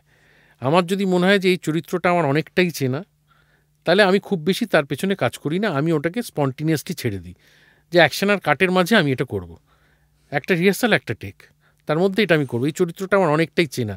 বা ওই যে আমি বারবার শীর্ষেন্দুবাবুর একটা কথা বলি, আগেও বলেছি, আরও একবার বলি, শীর্ষেন্দুবাবুকে একবার জিজ্ঞেস করা হয়েছিল যে আপনি তো বাবার চাকরি সূত্রে অনেক জায়গায় ঘুরেছেন, প্রচুর মানুষের সঙ্গে আপনি মিশেছেন, এবং আপনার আত্মকথা স্মৃতিকথা পড়লে দেখি আপনি সাধারণ মানুষদের সঙ্গে বেশি মিশেছেন, তো সেই সব মানুষই তো আপনার গল্পে উপন্যাসে বারবার উঠে এসেছে, তা আপনি একজন সাধারণ মানুষকে দেখলে কি সঙ্গে সঙ্গে তাকে চরিত্র করে ফেলেন আপনার লেখায়? উনি তখন বলেছিলেন, না, আমি যত মানুষ দেখেছি তারা সবাই আমার মনের ভেতরে আছে, ম্যারিনেটেড হচ্ছে, মরছে, এবং আমি যখন লিখি তখন যে কোনো সময় ওই দেখা অতগুলো মানুষের মধ্যে কোনো একটা চরিত্র নিজে থেকে উঠে দাঁড়িয়ে হাত তুলে বলে, স্যার আমার কিছু বলার আছে। ঠিক সেরকমই একটা চরিত্র পড়ার পর যদি আমার মনে হয় যে ওই যে চরিত্রটা, সেরকম কোনো একটা দেখার চরিত্র আমার ভেতরে এখনও ম্যারিনেটেড হচ্ছে, এবং অভিনয় করার সময় সে হাত তুলে বলবে, স্যার আমার কিছু বলার আছে, মিটে গেল। কিন্তু ধরো কাবেরী অন্তর্ধানের সময় আমি যে চরিত্রটা পেয়েছিলাম, আমার মনে ছিল এই চরিত্রটাকে আমি দেখিনি কখনো, এরকম একটা মানুষকে আমি কখনো মিট করিনি, বা জানি না এর মনের অবস্থা কী। তখন আমি পুরোপুরি নির্ভরশীল ছিলাম আমার ডিরেক্টরের ওপরে। ডিরেক্টর কীভাবে চরিত্রকে ডিজাইন করছে আমি দিনের পর দিন বসে আলোচনা করেছি, বোঝার চেষ্টা করেছি, এবং তারপরে ডিরেক্টর ঠিক যেভাবে বলেছে তার সঙ্গে আমি আমার মানে অভিনয় যে দক্ষতা যেটুকু তৈরি হয়েছে সেটাকে মিশিয়ে চরিত্রটাকে তৈরি করেছি। আমার এই দুটোই প্রসেস থাকে বলতে পারো, যে চরিত্রটা পাওয়ার পর আমি দেখি যে সে আমার ভেতরে কোথাও রয়েছে কি না ম্যারিনেটেড অবস্থায়, তাহলে সে অটোমেটিক্যালি অ্যাকশনের সময় সে আমার হয়ে অনেকটা কাজ করে দেবে। আর যদি দেখি এই চরিত্রটাকে আমি কখনো দেখিনি, তখন আমি পুরোটাই ডিরেক্টরের প্রতি নির্ভরশীল হয়ে পড়ি, সে কিভাবে চরিত্রটাকে ডিজাইন করছে। আমার শেষ 2টো প্রশ্ন রয়েছে। যে ধরনের প্রশ্ন দিয়ে আমরা আজকের আড্ডাটা শুরু করেছিলাম, যে সাংবাদিকের মোটা দাগের প্রশ্ন, আরেকটা মোটা দাগের প্রশ্নও আপনাকে ফেস করতে হয় আপনার চয়েস নিয়ে, আপনার জীবন, আপনি একা থাকার যে চয়েস। আমি ওই প্রশ্নটার ধারপাশ দিয়ে যাব না, কারণ একই কথা আপনি বলবেন, আপনি বলেন, আর প্রশ্নগুলো ঠিক ওই একই প্রশ্ন হয় বারবার। আমি বলবো, how do you embrace your solitude? Loneliness নয়, একটা সলিটিউডই বোধহয় এখানে বলা যায়। নির্জনতাকে আপনি কিভাবে আদর করেন? আমি ছোট থেকেই নির্জনতা ভালোবাসি। আমার এমনও দিন গেছে যে আমার খুব বন্ধুবান্ধব কিন্তু কোনো দিনই ছিল না। খুব হাতে গোনা ২-১ জন বন্ধুবান্ধব। যেহেতু আমি খুব একটা খেলাধুলো করতাম না, খেলাধুলো করলেই তো বন্ধুবান্ধবটা বাড়ে। আমার স্কুলেও সেই অর্থে কোনো বন্ধুবান্ধব ছিল না। আমার পাড়াতেও খুব কম হাতে গোনা বন্ধুবান্ধব। আমার একা সময় কাটতো, কিন্তু আমি তো বাড়িতে বাবা থাকতেনই না, মা তার কাজে থাকতেন। আমি ছোট থেকেই একা থাকতে ভালোবাসি এবং ওই যে লোনলিনেসটা, ওটা আমি খুব এনজয় করি। কারণ আমি আমি ওই সময়টা ভাবতে ভালোবাসি। আমি প্রচণ্ড ভাবি, নানান বিষয় নিয়ে ভাবি, সারাদিন ধরে ভাবি, বই পড়ি, গান শুনি, কখনো কিছুই করি না, চুপচাপ শুয়ে থাকি, কখনো আমার পাড়ার পার্কে গিয়ে একা একা বসে থাকি। আমি ভীষণভাবে এনজয় করি একাকিত্বটা। হ্যাঁ, তো আর কি বলবো বলো, মানে এটা, মানে আমি তাগিদই অনুভব করি না কখনো যে, মানে তুমি বিয়ের কথা যদি বলো, যে আরেকজন কোনো মানুষ যদি থাকে আমার সাথে সারাদিন, আমার খানিকটা বিরক্তিকরই লাগবে। যে সারাক্ষণ যদি একটা মানুষ আমার সঙ্গে থাকে, সেটা আমার কাছে খুব একটা, সেই কারণে আমি বললাম যে সলিটিউডকে আপনি এমব্রেস করছেন। এইভাবেই এমব্রেস করি, ছোট থেকেই এমব্রেস করেছি আমি। এমন নয় যে ছোট থেকে আমার খুব শখ ছিল যে আমি কোনোদিন খুব একটা বিয়ে টিয়ে দোকা হব। না না না, দোকা হওয়ার ইচ্ছা আমার কোনো, আর যত বয়স বেড়েছে তত আমার মনে হয়েছে, জেনারেলি বয়স বাড়লে মানুষকে এইটা ভাবায় যে এরপর কি হবে। আমি এরপর নিয়ে কোনোদিন কিচ্ছু ভাবিনি, কারণ এরপর কি হবে সত্যিই তো আমরা কেউ জানি না। আমি কি জানতাম আমি আজকে বসে থাকবো তোমার সামনে? একটা সময় তো আমি জানতাম না এরকমটা হবে, তাই আমি জানি না আগামী দিনে কি হবে। আমার যেটা ভালো লাগে আমি সেটা করি, এবং চিরকালই আমার এই, মানে তুমি যেটাকে মানে একাকিত্ব বলছো বা নির্জনতা বলছো, সেটা আমার ভীষণ ভালো লাগে, অসম্ভব ভালো লাগে। আমার শেষ প্রশ্ন, একটা ছেলে, আমরা জানি যে প্রাচ্যে এরকম একটা প্র্যাকটিস আছে, বিশেষত চীনে জাপানে, কিছু না করা। বহু মানুষের যে সারাদিন কিছু করেন না, এটাই তাদের আদর্শ। তো আমি একজন বাঙালিকে দেখলাম যে সেই আদর্শে বিশ্বাস রাখে, ভীষণভাবে বিশ্বাস রাখে। তো একটা ছেলে কিছু করতে চায়নি, সে ছেলেটা ফুটপাতের ধারে নর্দমার পাশে নাটকে অভিনয় করেছে, মাচা করেছে, যাত্রা করেছে, অমিতাভ বচ্চনের সাথে অভিনয় করেছে 40-এর কোঠায় দাঁড়িয়ে। সে অভিনয় জীবন থেকে আর কি চায়? আর কিচ্ছু চাওয়ার নেই। আর কি চাইবে বলো? এই এতগুলো তো তুমি লিস্ট বললে আমাকে, এরপরে কিছু চাইলে তো মহাকাল আমাকে থাপ্পড় মারবে, যে এরপরে এত কিছু না চাইতেই তোকে দেয়া হলো, এরপরে আবার তুই চাইছিস। আমার মনে হয় চাইলে কিছু পাওয়া যায় না, কিছু না চাইলেই সবচেয়ে বেশি পাওয়া যায়। না চাইলে যারে পাওয়া যায় তে আগিলে আসে। ঠিক ঠিক ঠিক, একদমই তাই। তুমি আমার সেই প্রেমিকার কথা আমাকে মনে পড়িয়ে দিলে আজকে আলোচনার শেষে।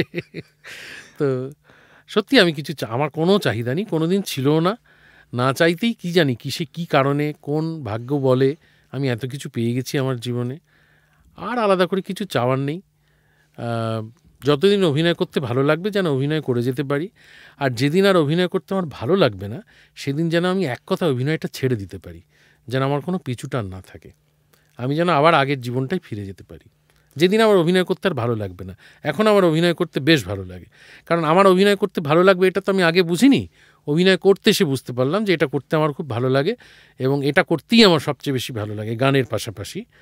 তো সেইটা যতদিন ভালো লাগবে ততদিন যেন আমি অভিনয় করতে পারি, তারপরে যেন আমার কোনো বাধ্যতা না থাকে যে ইচ্ছে নেই তবু আমি অভিনয় করছি। এই দিনটা যেন আমার জীবনে কখনো না আসে যে যে কাজটা আমি করছি সেটা করতে আমার ভালো লাগছে না। শেক্সপিয়ারের মতো সে একজন একটা দর্শক আসন ভরেনি, সেটা দেখে তিনি চলে গেছিলেন। Show must go on. এইটা যেন আমার কখনো না হয় যে আমার যে কাজটা করতে ভালো লাগছে না সেটা আমাকে করতে হচ্ছে। আমি জানি না, হয়তো এমন দিন আসবে যে আমাকে করতে হবে বাধ্য হয়ে, কে সেটা আপনি চান না। আমি একদমই চাই না এটা করতে। এইখানে এই নোট থেকে আপনার প্রতি ভালোবাসা, কৃতজ্ঞতা জানিয়ে আমাদের এই মিতায়তন আড্ডাটা এখানে শেষ করছি। আমাদের কথাবার্তা চলতে থাকবে, হয়তো আবার আমরা এইখানেই আরও একটা পডকাস্ট করব। নিশ্চয়ই ভালো থাকবেন অম্বরীশদা। তুমিও ভালো থেকো। Thank you. বন্ধুরা, আজকের এপিসোড কেমন লাগলো? আপনারা তো জানেন গত 1 বছরের বেশি সময় আমরা ধারাবাহিকভাবে এই অনুষ্ঠান অর্কর ঠেক আপনাদের সামনে নিয়ে আসছি। শুধু কলকাতা শহর নয়, আমরা ভারত বাংলাদেশ 2 দেশেই এই আড্ডা বসিয়েছি। আমরা চাই এই আড্ডা আরও দীর্ঘ সময় চালিয়ে নিয়ে যেতে, দীর্ঘতর বাদানুবাদের মধ্যে দিয়ে বাঙালির সংস্কৃতির মণিমুক্ত আপনাদের সামনে তুলে ধরতে। বিশ্বাস করি গত 1 বছরের বেশি সময় আমরা আসলে একটা পরিবার তৈরি করতে পেরেছি। এই কমিউনিটির কাছে এখন কিছু চাওয়ার সময়, একটা ছোট্ট দাবি জানানোর সময়। আমরা চাই আমার আবদার স্রেফ শ্রোতা না হয়ে থেকে আমাদের এই পরিবারের সদস্য হন। আপনাদের সদস্যপদ, আপনাদের মেম্বারশিপ আমাদের এগিয়ে যেতে, আমাদের এই অনুষ্ঠানকে আরও ভালো করতে সাহায্য করবে। আমরা অনুপ্রেরণা পাবো, আমরা আরও ভালো করার সাহস পাবো, আমাদের অনুষ্ঠানের ব্যাপ্তি বাড়বে। আমাদের সদস্য হন। আশা করি অতীতের মতোই আপনাদের নিরাশ করব না। ভালো থাকুন, শুনতে থাকুন শোনো না, অর্কটেকের সঙ্গে থাকুন।